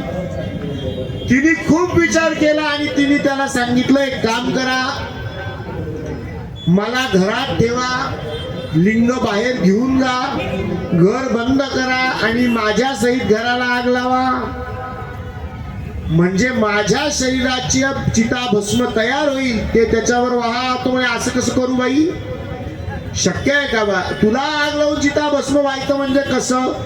तर ती म्हणे नाही, तन मन धन म्हणजे काय आहे? तन अर्पण करायचंय व्रतामध्ये. मी तुमची अर्धांगी आहे, तुमचा अर्ध अंग म्हणजे मी आहे. मग तुम्ही तुमचं अर्ध अंग व्रतात अर्पण करा आणि उरलेले अंगाने पूजा करा. म्हणे असं नाही होणार. तिने ऐकलं नाही. त्याने तिला मध्ये ठेवलं, घराला आग लावली, ती दहन झाली, तिचं भस्म झालं. त्याने ते भस्म घेतलं आणि महादेवाला अर्पण केलं. तो त्या पूजेमध्ये इतका नुसतं तन व्हायलं. आता मन तो एकाग्र झाला पूजेमध्ये. त्याला मागे घडलेल्या घटनेचा काय पडला? विसर पडला की अरे इतक्यात मी आता थोड्या वेळापूर्वी घरात बायको त्या घराला आग लावली आहे, त्याच्यात माझी पत्नी दहन झाली आहे. विसर पडला. त्यांनी सहज वाहता वाहता घर गेलंय म्हणजे धनही केलंय. हो, धन अर्पण केलं, तन अर्पण केलं, मन अर्पण केलं. एवढं सगळं अर्पण केल्यानंतर व्रत फल दिल्याशिवाय राहील का? आपण ते करत नाही ना, सोयीने अर्पण करतो की नाही? सोयीनी आहे की नाही? थोडा वेळ पाय दुखतो मग नको बसायला, असं होतं मग नको, तसं होतं नको, खूप खर्च आहे नको, होतं की नाही? नाही होत ना. तन मन धन असं अर्पण होणार आहे का? आपण नुसतं म्हणतो तन मन धनाने आम्ही सेवा करतो, पण अशी करतोय का खरंच? अहो, घर म्हणजे पूर्ण धन अर्पण केलंय. आत्ता बायको गेलीये घरात जळून, त्याचा विसर पडलाय, एवढं मन अर्पण केलंय आणि अर्धांगी असलेली बायकोच दिलीये म्हणजे काय केलंय? तनही पूर्ण अर्पण केलंय. असं तन मन धनाने केलेलं व्रत फळ दिल्याशिवाय राहील का? त्याला विसर पडला हो, आणि त्यांनी सहज नेहमीप्रमाणे हाक मारली. अगं ऐकते का? नुसतं भस्म दिलंय, बेलाचं पान राहिलं ना. भगवंत आहे तो, परीक्षा बघतो, परीक्षेनंतर उत्तम यश देतो. त्याला विसर पडला तो पडलाच. बायको आतमधून घेऊनच आली बेलाचं पान. भगवंत आहे, हानी कशी होईल?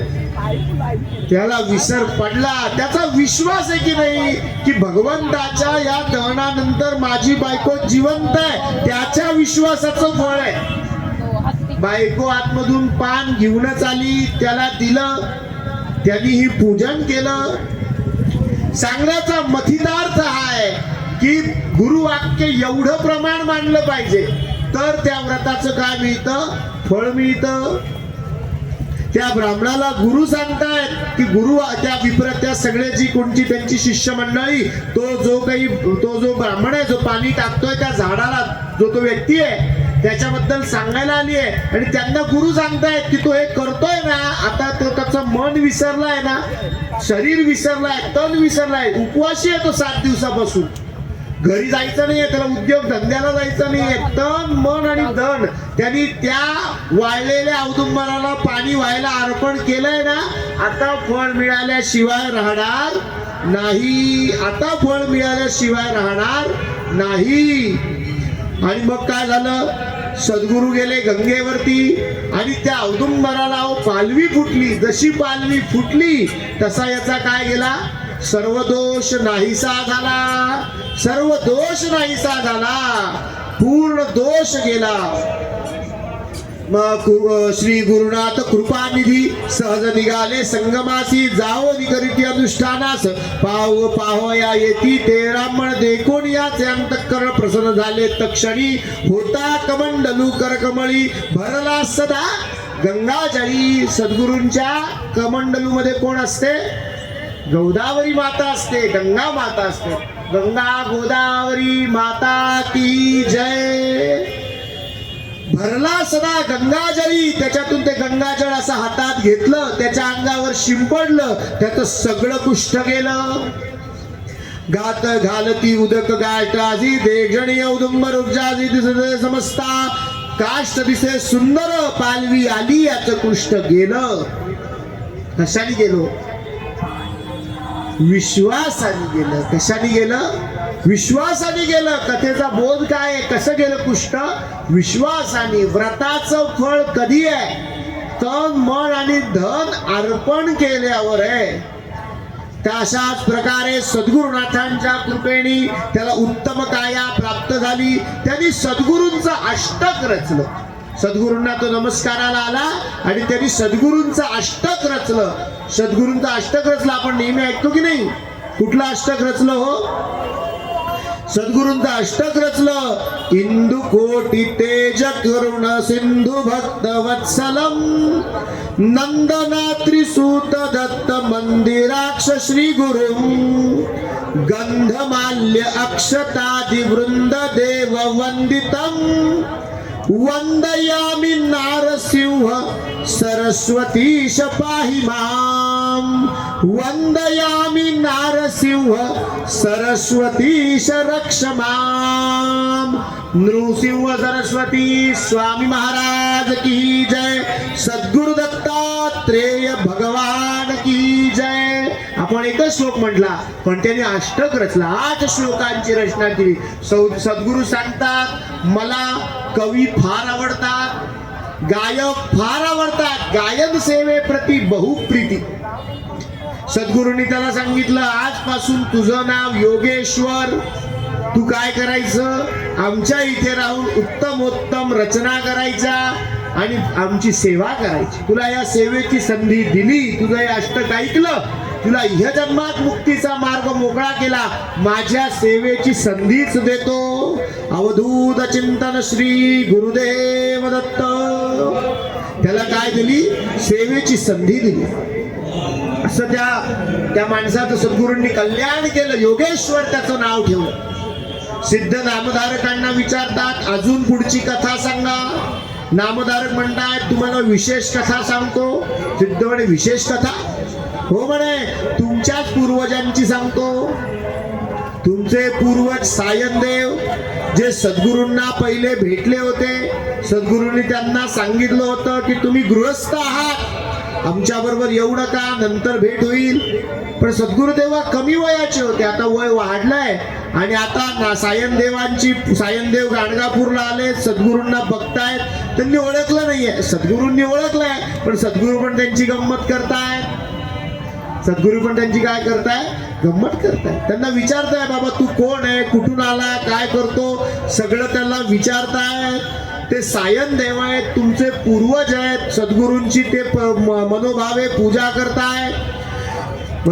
ऐसा दंड प्रमाण करीत गेला विप्रमथात देखले तेथे मूर्तिवंत परात पर सद्गुरू. त्यांनी सद्गुरूंना जाऊन नमस्कार केलाय.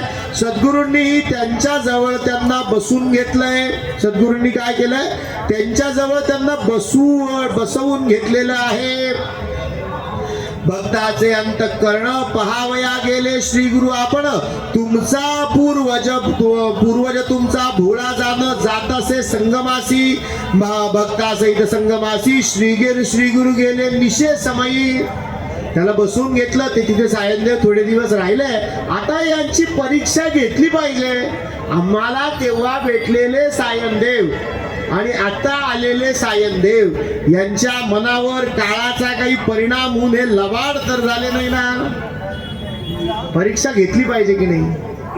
आपण म्हणतो अरे पहिले तो असा नव्हता, असं म्हणतो की नाही. व्यक्ती एखादा भेटला की काळाचा परिणाम होतो, एखादा माणूसाचा स्वभाव बदलतो. परीक्षा घेतली पाहिजे. संध्याकाळी रात्रीच्या वेळेस निशी समयी सद्गुरू त्यांना कुठे घेऊन गेले? संगमावर घेऊन गेलेले आहे. दिवस गेला अस्तमानी श्री गुरु विचार करती मनी.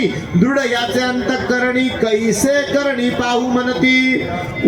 उठवती वारावचित. सद्गुरूंनी काय केलंय? संगमावरती मोठा वारा तयार केला.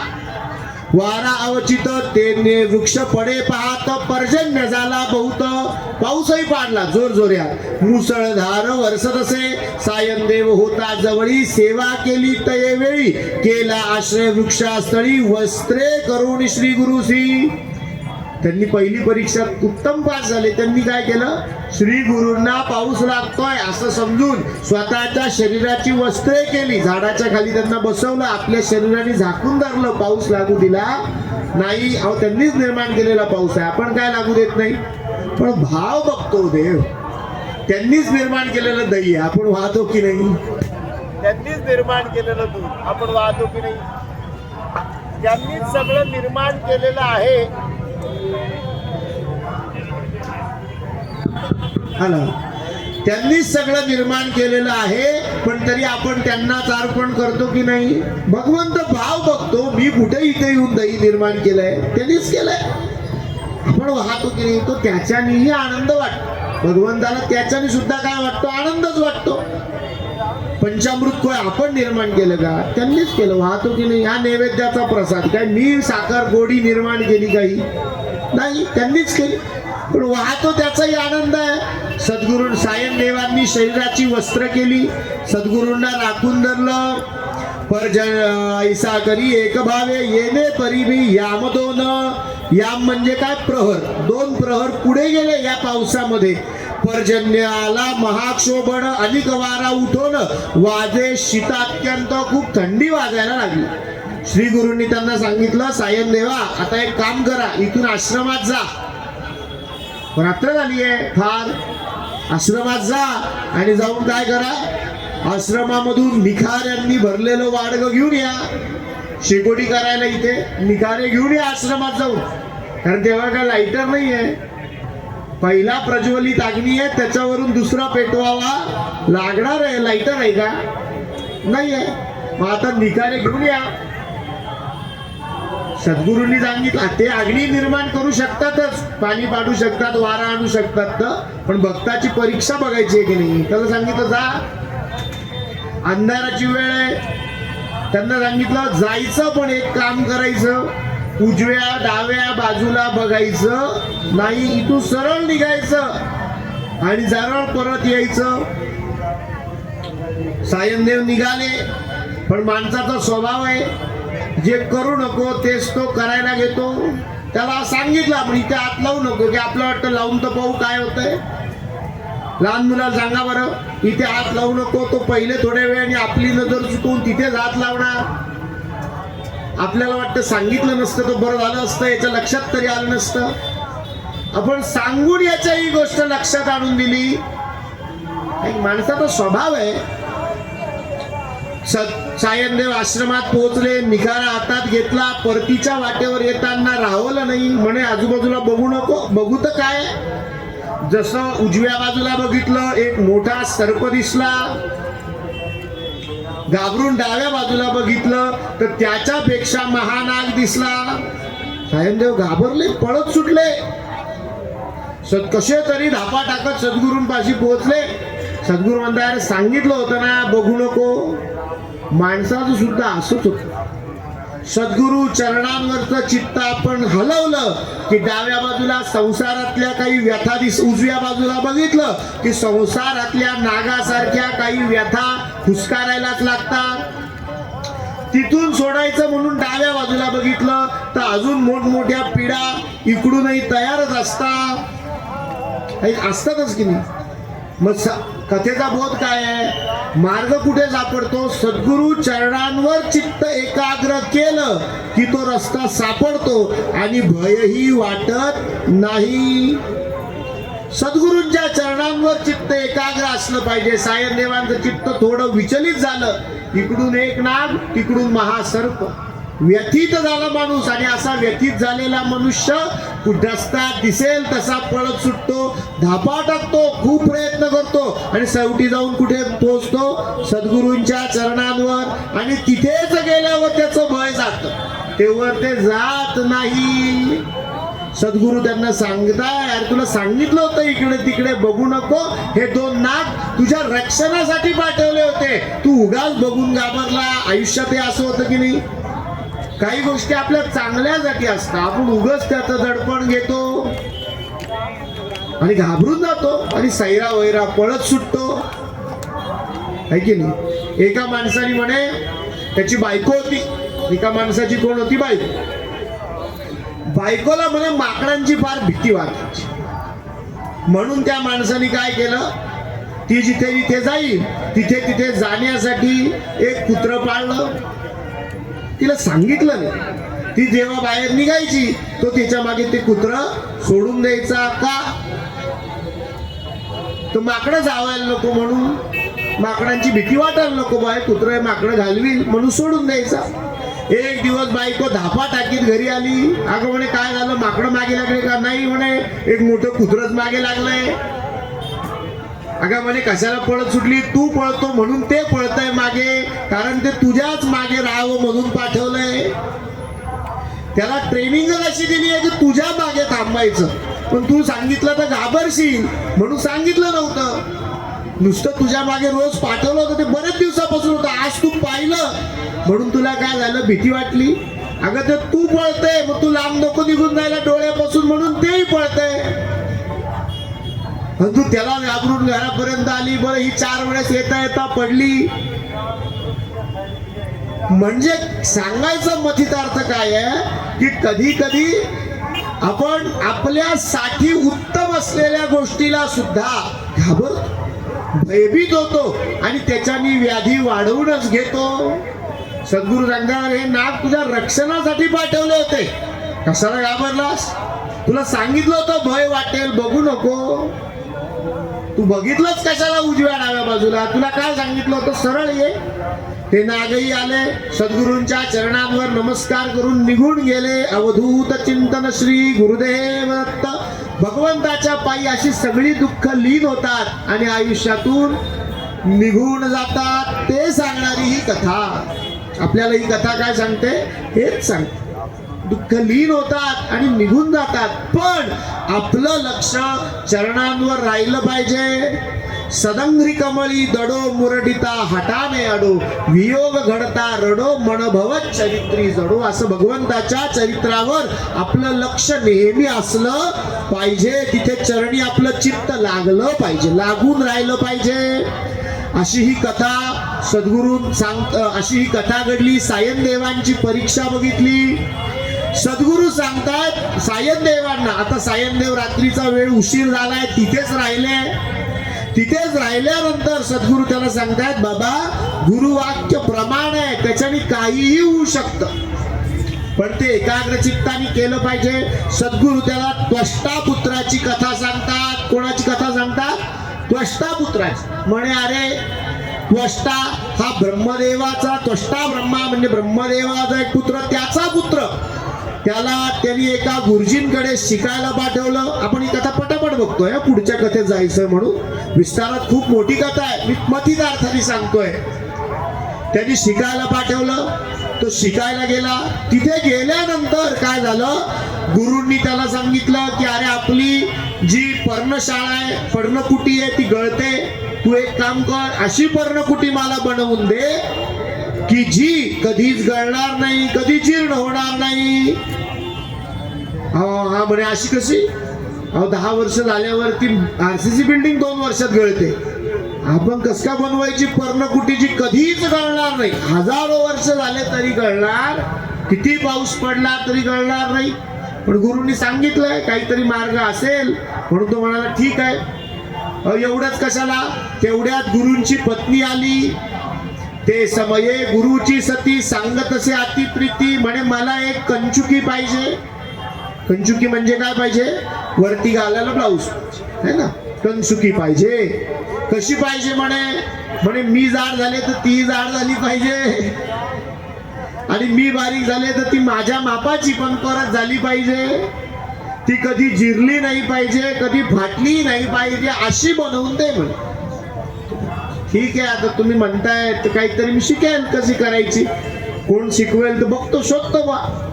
एवढंच कशाला, तेवढ्यात गुरूंचा मुलगा आला. ते समयी गुरुपुत्र म्हणे शिष्यासी. तो म्हणे अरे म्हणे मला पण पादुका घाण, मग यांना तर पर्णशाळा करून देणार तू, आईला एवढी वेगळी कंचुकी आणून देणार, मला पादुका आणून दे. पण नुसत्या नाही पाहिजे म्हणे, पाण्यावर चालता येईल अशा पाहिजे, आणि त्या झिजल्याच नाही पाहिजे, अशा पाहिजे.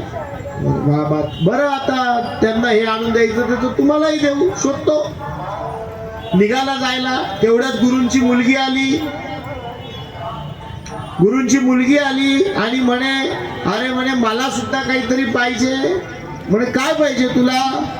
तर मग ती म्हणाली मला म्हणे भांडी कुंडी आण. अरे म्हणे भांडी आण, हे सोपं काम आहे, भांडी कुंडी आणायचं काम जमेल. एक कुठलं तरी काम याच्यातलं जमण्यासारखं दिसतंय म्हणे, पटकन जमेल हेच पहिले करू. पण ती म्हणे नाही. कशी पाहिजे? कुंजराचे दंते बरवे, हत्तीच्या दातापासून बनलेली पाहिजे. घरकुल तुवा आणावे, एक स्तंभी असावे, एका स्तंभावर ठेवता येईल असं पाहिजे. कधी न तुटे न होय जीर्ण, मी फेकून मारलं तरी तुटलं नाही पाहिजे आणि जीर्णही नाही झालं पाहिजे. याला मोठा प्रश्न. आता काय करायचं? गोष्टी कशा अवघड आहे की सोप्या वाटतं का? नाही. याला प्रश्न पडला काय करावं. हा घरातून तर निघाला की गुरूंनी सांगितलंय पूर्ण करायला पाहिजे. काय काय आपल्याला सगळं करता येतच नसतं. आपल्याला काय करायचं असतं? कार्य करण्यासाठी एक पाऊल पुढे टाकायचं असतं. कथा आपल्याला काय सांगते? असलेल्या पुढे असलेले जे काही आपल्या समोर संकट म्हणा किंवा संधी म्हणा जी काही आहे ती आपण संकटातूनही पूर्ण पार होत नसतो आणि संधी आपण स्वबळावर घेत नसतो. दोन्ही मध्ये आपल्याला आत्मविश्वासाने पाऊल पुढे टाकायचं असतं. आपल्याला काय करायचं असतं? पाऊल पुढे टाकायचं असतं. गोष्टी आपोआप घडत जातात.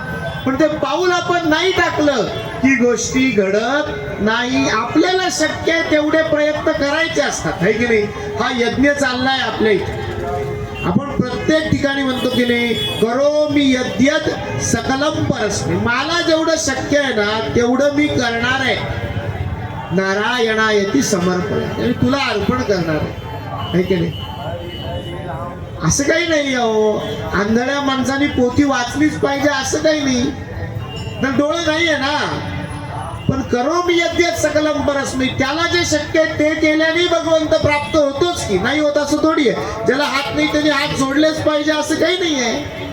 त्यांनी मनातून नमस्कार केला तरी तो पोहोचणार आहे. हात जोडणं ही क्रिया आहे पण ती होत नाही म्हणून दुसरी केली तरी चालणार आहे की नाही?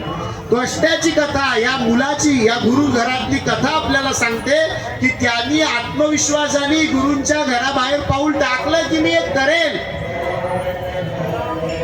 तो जंगलात चालत राहिला. त्याला तिथे एक योगी भेटला. त्या योग्याने त्याला सांगितलं, अरे सगळं मनातली इच्छा पूर्ण करणारा, विश्वाची निर्मिती करणारा, तुला काय वाटतंय? तुला काय? मलाही वाटतंय की या गोष्टी विश्वामध्ये नाही, पण या तुझ्या माझ्यासाठी नाही. विश्व निर्मात्याला अशक्य असतील असं नाही. तू काशीला चल, मी सांगतो तशी काशी यात्रा कर. तो विश्वनाथ आहे. त्याचं नाव काय आहे? विश्वनाथ. या विश्वातली एकही गोष्ट त्याला अद्भुत नाही. या गोष्टीत आपल्याला अद्भुत वाटतंय की नाही? असं घर कसं बनेल, अशी कंचुकी कशी बनेल, अशा पादुका कशा बनतील, आणि बनल्या तर आपण त्यांना काय म्हणू? अद्भुत म्हणू. अद्भुत म्हणजे अत्य एव भूत, हा आत्ताच तयार झाल्या, आधी कधी ऐकलं नव्हतं अशी जी गोष्ट आहे तिला आपण काय म्हणतो? अद्भुत म्हणतो. पण ते विश्वनाथाला काही अद्भुत आहे का? नाही. तो म्हणे मी सांगतो तशी काशी यात्रा कर. विश्वनाथ प्रसन्न झाला की अद्भुत काही राहणारच नाही. सगळं भूत म्हणजे असलेलं होईल. मग याही गोष्टी असलेल्या होऊ शकतील. अहो आपल्याला खूप गोष्टी अद्भुत वाटतात, आहे की नाही? पहिले वाटायचं की कस काय आम्हाला तुमचा चेहरा दिसून संजय कस काय लाईव्ह सांगत असेल, पण लाईव्ह मॅच बघतो की नाही आपण? धृतराष्ट्राची कथा आपल्या पणजोबांनी ऐकली तेव्हा त्यांना वाटत असेल असं होऊ शकत नाही. तिथे चाललेलं घरी दिसू शकत नाही, पण क्रिकेटचा सामना तिथे चालतो, आमच्या घरी दिसतो की नाही? अद्भुत. जेव्हा पहिल्यांदा लाईट लागला तेव्हा चटका न बसणारा प्रकाश आपण पाहिला होता का? नाही. मग तिने सांगितलं असतं गुरुमाऊलीने असं काहीतरी बनव की ज्याचा प्रकाश पडला पाहिजे पण अग्नीचा चटका बसायला नको. इतके दिवस दिवस लावत होतो, प्रकाश पडत होता पण चटकाही बसत होता. आपण म्हटलं असतं च्या असं कसं होईल? नाही. कोणीतरी पाऊल पुढे टाकलं ते करण्यासाठी, म्हणून कशाचा शोध लागला? लाईटचा लागला. गोष्टी अद्भुत असतात, बनतात. अशा अद्भुत गोष्टींची कामना गुरूंनी शिष्याकडून केली आहे. शिष्य आत्मविश्वासाने निघालाय. त्याला योग्याने सांगितलंय काशी क्षेत्री चल, आणि त्यांनी अतिशय काशीचं पूर्ण वर्णन त्याला सांगितलंय. कशी कशी काशी यात्रा केली म्हणजे विश्वनाथ प्रसन्न होतो. आपण फार काही त्याच्या गर्भामध्ये जाणार नाहीये, पण काशी यात्रेचं फळ मात्र अनुपम आहे एवढं मात्र निश्चित. जय विश्वेश विश्वात्मनम काशीनाथ जगत्पते तत्प्रसादान महादेव कृता क्षेत्र प्रदक्षिणा अनेक जन्म पापानी कृतानी मम शंकर गतानी पंचक्रोशात्मा कृतालिंग प्रदक्षिणा. काशीनाथाची प्रदक्षिणा केली की अनेक जन्माची पाप जातात आणि काय दिसतो, उत्तम मार्ग दिसायला लागतो. विश्वनाथ प्रसन्न झाले. विश्वनाथ काय झाले, प्रसन्न झाले. काशी विश्वनाथ भगवान की जय. त्र्यंबकेश्वर भगवान की जय. कपालेश्वर भगवान की जय. त्यांनी ज्या प्रकारे सांगितली योग्याने, खूप उत्तम काशी यात्रा सांगितली आहे. इह जन्मात कधी योग आला तर हे वाचून आपण तशी प्रदक्षिणा जर करू शकलो तर त्याच्यासारखं पुण्य नाही. कुठल्या देवाला आधी जावं, कुठल्या देवाचा नमस्कार करून पुढे जावं, अशी सगळी आपण आत्ताच्या भाषेत म्हणून स्टेप बाय स्टेप काशी यात्रा सांगितली आहे. तशी करा. रेसिपी सांगितली आहे काशी यात्रेची. काय सांगितली आहे, रेसिपी. नाही तर चालत नाही ना हो, आहे की नाही. सगळं वरण उकळून झालं, शेंगा उकळून झाल्या, मग डाळ टाकली म्हणे आता ती कच्ची राहील. रेसिपी स्टेप महत्वाची आहे की नाही. स्टेप बाय स्टेप जावं लागतं. 10वी नाही चालत डायरेक्ट, पहिली दुसरी तिसरी चौथी पाचवी, आहे की नाही. असं चालत नाही. स्टेप बाय स्टेप जावं लागतं प्रत्येक कर्माला. यज्ञ चाललाय की नाही, यज्ञ कर्मामध्ये सुद्धा काही स्टेप आहे, तसंच जावं लागतं. पहिले सुरुवातीला हवन आणि मग स्थापना असं नाही झालं. पहिले देवतांच्या स्थापना आहे आणि मग त्यांच्यासाठी यजन आहे, हवन आहे की नाही. रामचंद्राचा बुध कौशिक ऋषी म्हणतात, राम कोण आहे, मखत्राता.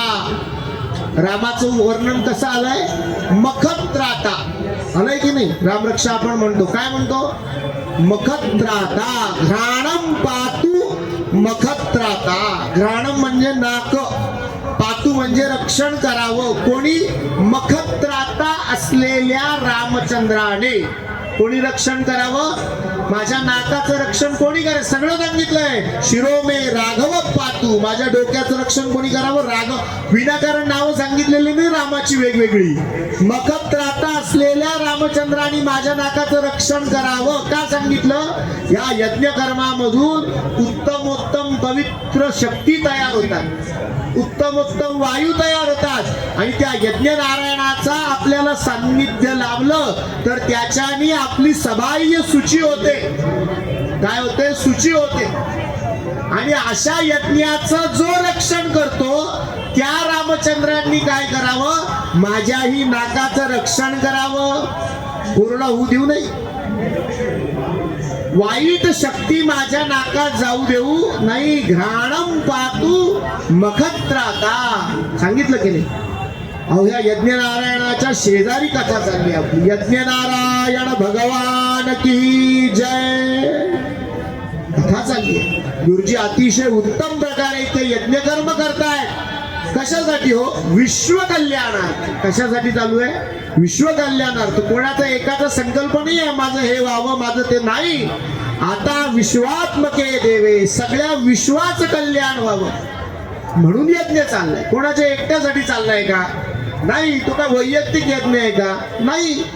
कामना काय आहे, सर्व विश्व सुखी व्हावं, सर्व हिंदू जनांना उत्तम राष्ट्र मिळावं, आमच्या भारतात रामराज्य यावं, गंगा मातेची सगळ्यांवर कृपा असावी, याच्यासाठी यज्ञ चाललाय.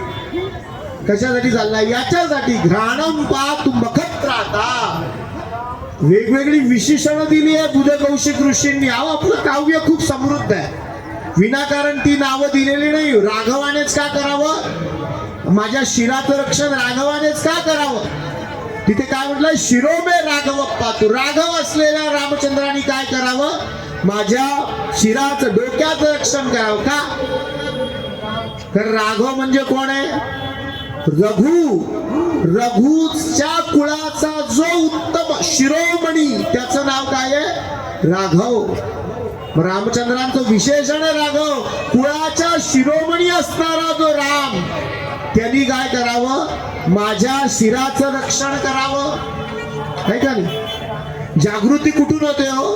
आईचा बाळाचा जन्म कुठून होतो? बाळ काय जागृत असतं का? नाही, नाळ जोडली गेलेली असते म्हणून बाळाला शक्ती मिळते. म्हणजे आपल्या शक्तीचं स्थान कुठे? बेंबीपाशी. बेंबीचा संबंध कोणाशी आहे? जागृती कोणाला कमी पडली होती? हनुमंताला. त्याला शक्तीचं स्मरण होत नव्हतं. कोणी दिलं? जांबुवंताने दिलं. म्हणून असा नाभीची संबंध म्हणजे जागृती देणारा रामचंद्र असा जांबुवंत, आणि तो जांबुवंत ज्याच्या पाया पडतो असा रामचंद्र, त्यांनी काय करावं? माझ्या नाभीचं रक्षण करावं. नाभीचं रक्षण विशेषण आलंय की नाही? कोणी करावं? नाभीम जांबवदाश्रय. हा जांबवद आश्रय असा शब्द कोणासाठी वापरलाय? रामचंद्रासाठी. जांबवद आश्रय म्हणजे जांबुवंताचा आश्रय देणारा, जांबुवंताला शरण, जांबुवंत ज्याला शरण जातात, जो रामचंद्र अशा जागृतीच्या मुख्य असलेल्या जांबुवंतांना आश्रय देतो, त्यांनी कशाचं रक्षण करावं? माझ्या नाभीचं रक्षण करावं. विनाकारण शब्द वापरलेले रामरक्षेमध्ये. आपण अर्थ समजून स्तोत्र म्हटला ना की त्याचं फळ आपल्याला विशेष मिळतं, हे लक्षात ठेव. आजी घरी रामरक्षा म्हणते, नातवाकडून म्हणून घेते, उत्तम आहे. पण त्याच्याबरोबर आजीने नातवाला अर्थही सांगितला पाहिजे. का म्हणतात तुझं कौशिक ऋषी असं? आजीने सांगितलं पाहिजे, नातवाला गोडी वाटेल आणि नुसती पाठ नाही राहणार तर जीवनात रामरक्षा उतरेल. नुसती पाठ राहील का? नाही, जीवनात उतरेल ती रामरक्षा. है की नाही? अशा म्हणून ते वेगवेगळे विशेषण येतात. आपला मुख्य मुद्दा कुठे चालू आहे की अशक्य असं काही नसतं. काशी विश्वनाथ प्रसन्न झाले. विश्वनाथाला सुद्धा फार कौतुक वाटलं की अशक्य असताना सुद्धा तू निघालास.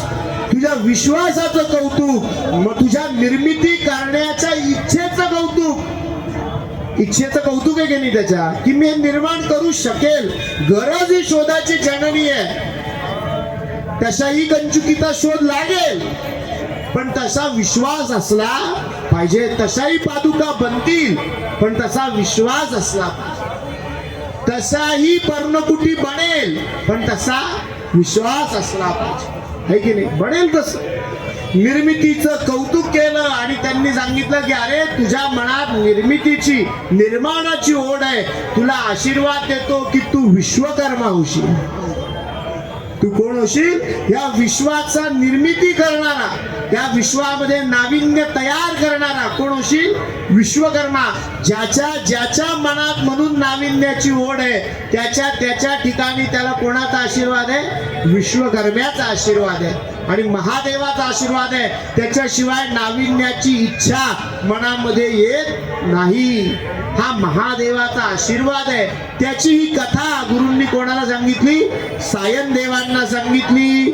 सायनदेवांना सांगितलं की अशा प्रकारे काय होतं बाबा, गुरुची आज्ञा पाळली की सगळ्या गोष्टींमध्ये कल्याण होतं. अशा प्रकारे सायनदेवांना ती कथा सांगितली. कथा सांगितल्यानंतर पुढे आपल्याला सिद्ध नामधारकांना विचारतात. त्यांनी पुढे त्यांना सायनदेवांना आशीर्वाद दिला की तुझा ज्येष्ठ पुत्र जो नागनाथ आहे तो आमचा उत्तमोत्तम शिष्य होईल. तो आमचा काय होईल?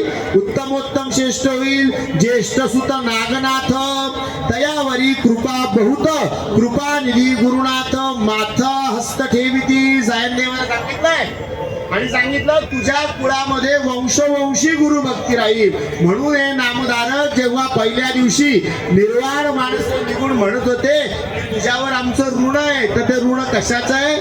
या आमच्या पूर्वजांनी तुमच्या केलेल्या गुरुभक्तीचं आहे. सायनदेव तिथे थांबले, आपल्या घरी गेले. थोड्या दिवसांनी पुत्र पौत्र सगळ्यांना घेऊन आले आणि सद्गुरूंना नमस्कार करते झाले. अवधूत चिंतन श्री गुरुदेव दत्त. नमस्कार करते झाले. पुढे अनंत व्रताची कथा येते. कुठली कथा येते? अनंत व्रताची. अनंताची कथा येते. कौंडिन्य मुनी आहे तिथे अनंताची कथा आपल्याला सांगितली जाते. त्या ठिकाणी काय होतं की अनंत व्रताचा जो धागा असतो त्याचा अपमान मुनिवरांकडून होतो. कसा होतो ते सांगतात. ही कथा पहिले कोणी सांगितली तर युधिष्ठिरापासून सांगितली, कृष्णाने सांगितली, असं सगळं वर्णन येतं. आणि अनंत व्रताचा आपण कथेच्या फार दृष्टांत जाणार नाही कारण आपल्याकडे वेळेची काही मर्यादा आहे. पण अनंत व्रताचा धागा त्याचा अपमान होतो मुनिवरांकडून आणि सगळं दैन्य जातं, सगळं दैन्यवान होतो. म्हणून अनंताचं दर्शन झाल्याशिवाय मी आता थांबणार नाही अशी निश्चय ते करतात. कौंडिन्य महामुनी करतात आणि कौंडिन्य महामुनी जंगलात अनंताच्या शोधात निघतात. तिथे त्यांना काही विलक्षण वेगवेगळ्या गोष्टी दिसतात. त्यांना एक वृक्ष दिसतो. त्या वृक्षावरती कोणीच बसत नाही. 2 सरोवर दिसतात. त्या सरोवरातलं पाणी एकमेकात एकत्र होत नाही. बाकीचे ते पाणी पित नाही. एक वृषभ दिसतो. तो त्याच्या तोंडात गवतच जात नाही. अशा वेगवेगळ्या गोष्टी दिसतात. अजूनही बऱ्याचशा आहेत. अशा वेगवेगळ्या गोष्टी दिसतात. शेवटी त्यांना एक वृद्ध ब्राह्मण भेटतो. तोच कोण असतो? अनंत असतो.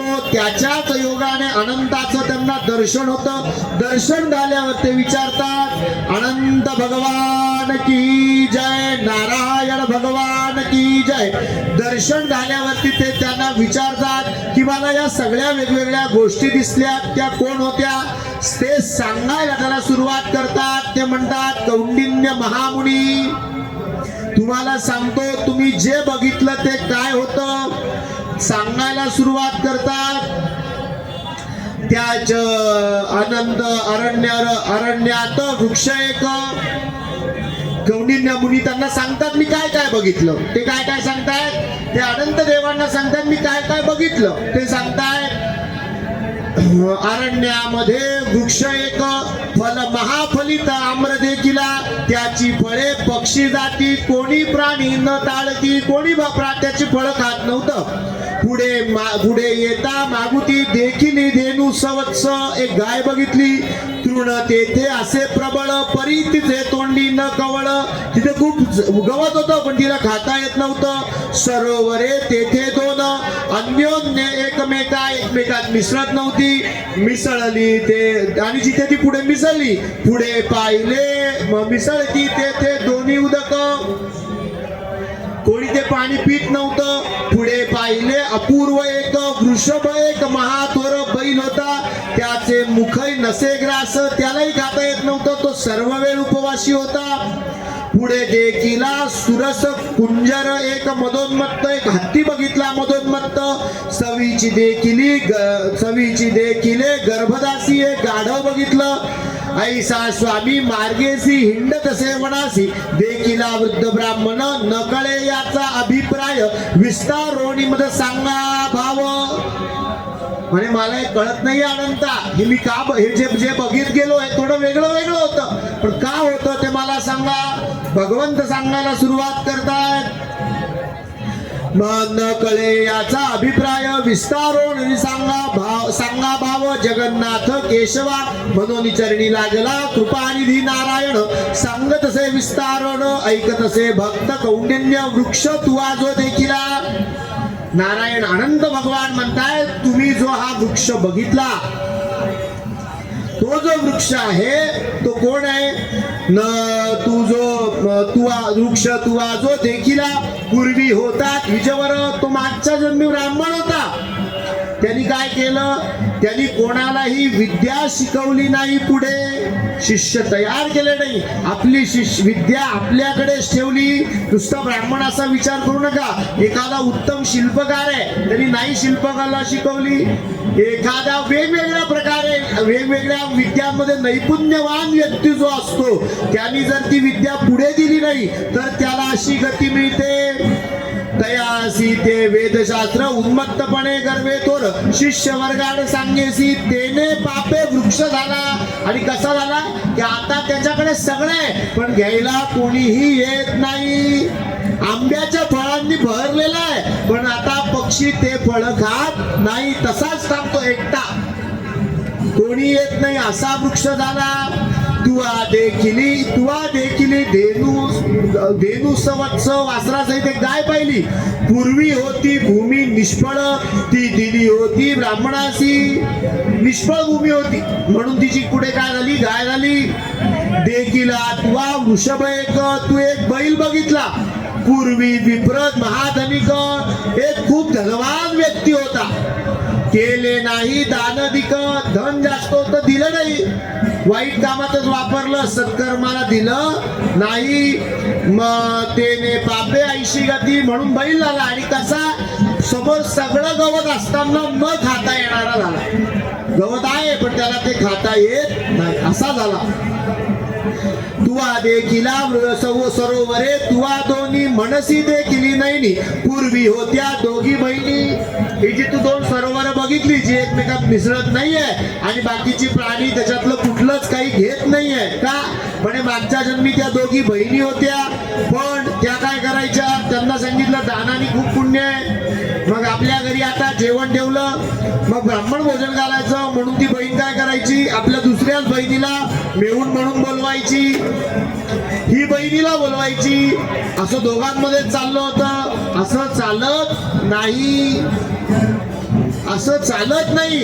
अन्योन्य क्रिया चालत नाही. तू मला देते मी तुला दे मग कस काय दान झालं, हे साठलोट झालं. असं साठलोट चालत नाही. म्हणून काय झालं, अशा प्रकारचं सरोवर म्हणून त्यांचा जन्म झाला. कुंजर तुझा मद, तो जो हत्ती बघितला तो कोण आहे, तुझा मद आहे, तुझ्या अंगात असलेला, ज्याच्याने तू तो आनंद व्रताचा धागा फेकून दिलास तो मद कौंडिन्य कोण आहे, तो हत्ती होता. गाढव बघितलं, तो गाढव कोण आहे, तुझा क्रोध. रागीट माणसाला राग आला की मानव काय करतो, माणूस काय करतो, गाढवपणा करतो. म्हणून त्यांनी सांगितलं की तो गाढव कोण आहे, तुझा क्रोध होता. जाहले मन तुझे शुद्ध म्हणून दिसला तो ब्राह्मण. माझं दर्शन त्या वृद्ध ब्राह्मणाच्या स्वरूपात तुला काय झालं, तुझं मन निर्मळ झालं म्हणून त्याला आपण गर्वापासून बघतोय. देव कुठे राहतो, शांत चित्तात राहतो. तुझं मन निर्मळ झालं म्हणून माझा जन्म दिसलो मी तुला. तू आगरणे नक्षत्र माझी पुनर्वसू. आणि असा कौंडिन्या तुला माझा जन्म झाला. जे जे तुला दिसले त्यांनाही मी मुक्त करून टाकतो. सिद्ध म्हणे शिष्यासी येणे परी तुम्हासी निदान लादले परियसी ध्रुसी व सरस्वती. म्हणून सरस्वती गंगाधर सांगे गुरुजंत्र विस्तार. ऐकता होय मनोहर लादीचा पुरुषार्थ. इति श्री गुरुचरित्रामृत अनंत कथा विख्या अनंत व्रत कथा विख्यात नामधारक सांगत त्रिचत्वारि पुरुषोऽध्यायः. इति श्री गुरुचरित्र परमकथा कल्पतरु नृसिंह सरदुपाख्याने सिद्धनामधारक संवादे श्रीमद अनंत कथा निरूपणाम त्रिचत्वारि पुरुषोऽध्यायः. श्री गुरुदत्तात्रेयार्पणमस्तु. अवधूत चिंतन श्री गुरुदेव दत्त. आजची वाक सेवा आपण गुरुचरणावर अर्पण करू. दीपम प्रज्वालयेत. आरतीसाठी उभं राहायचं.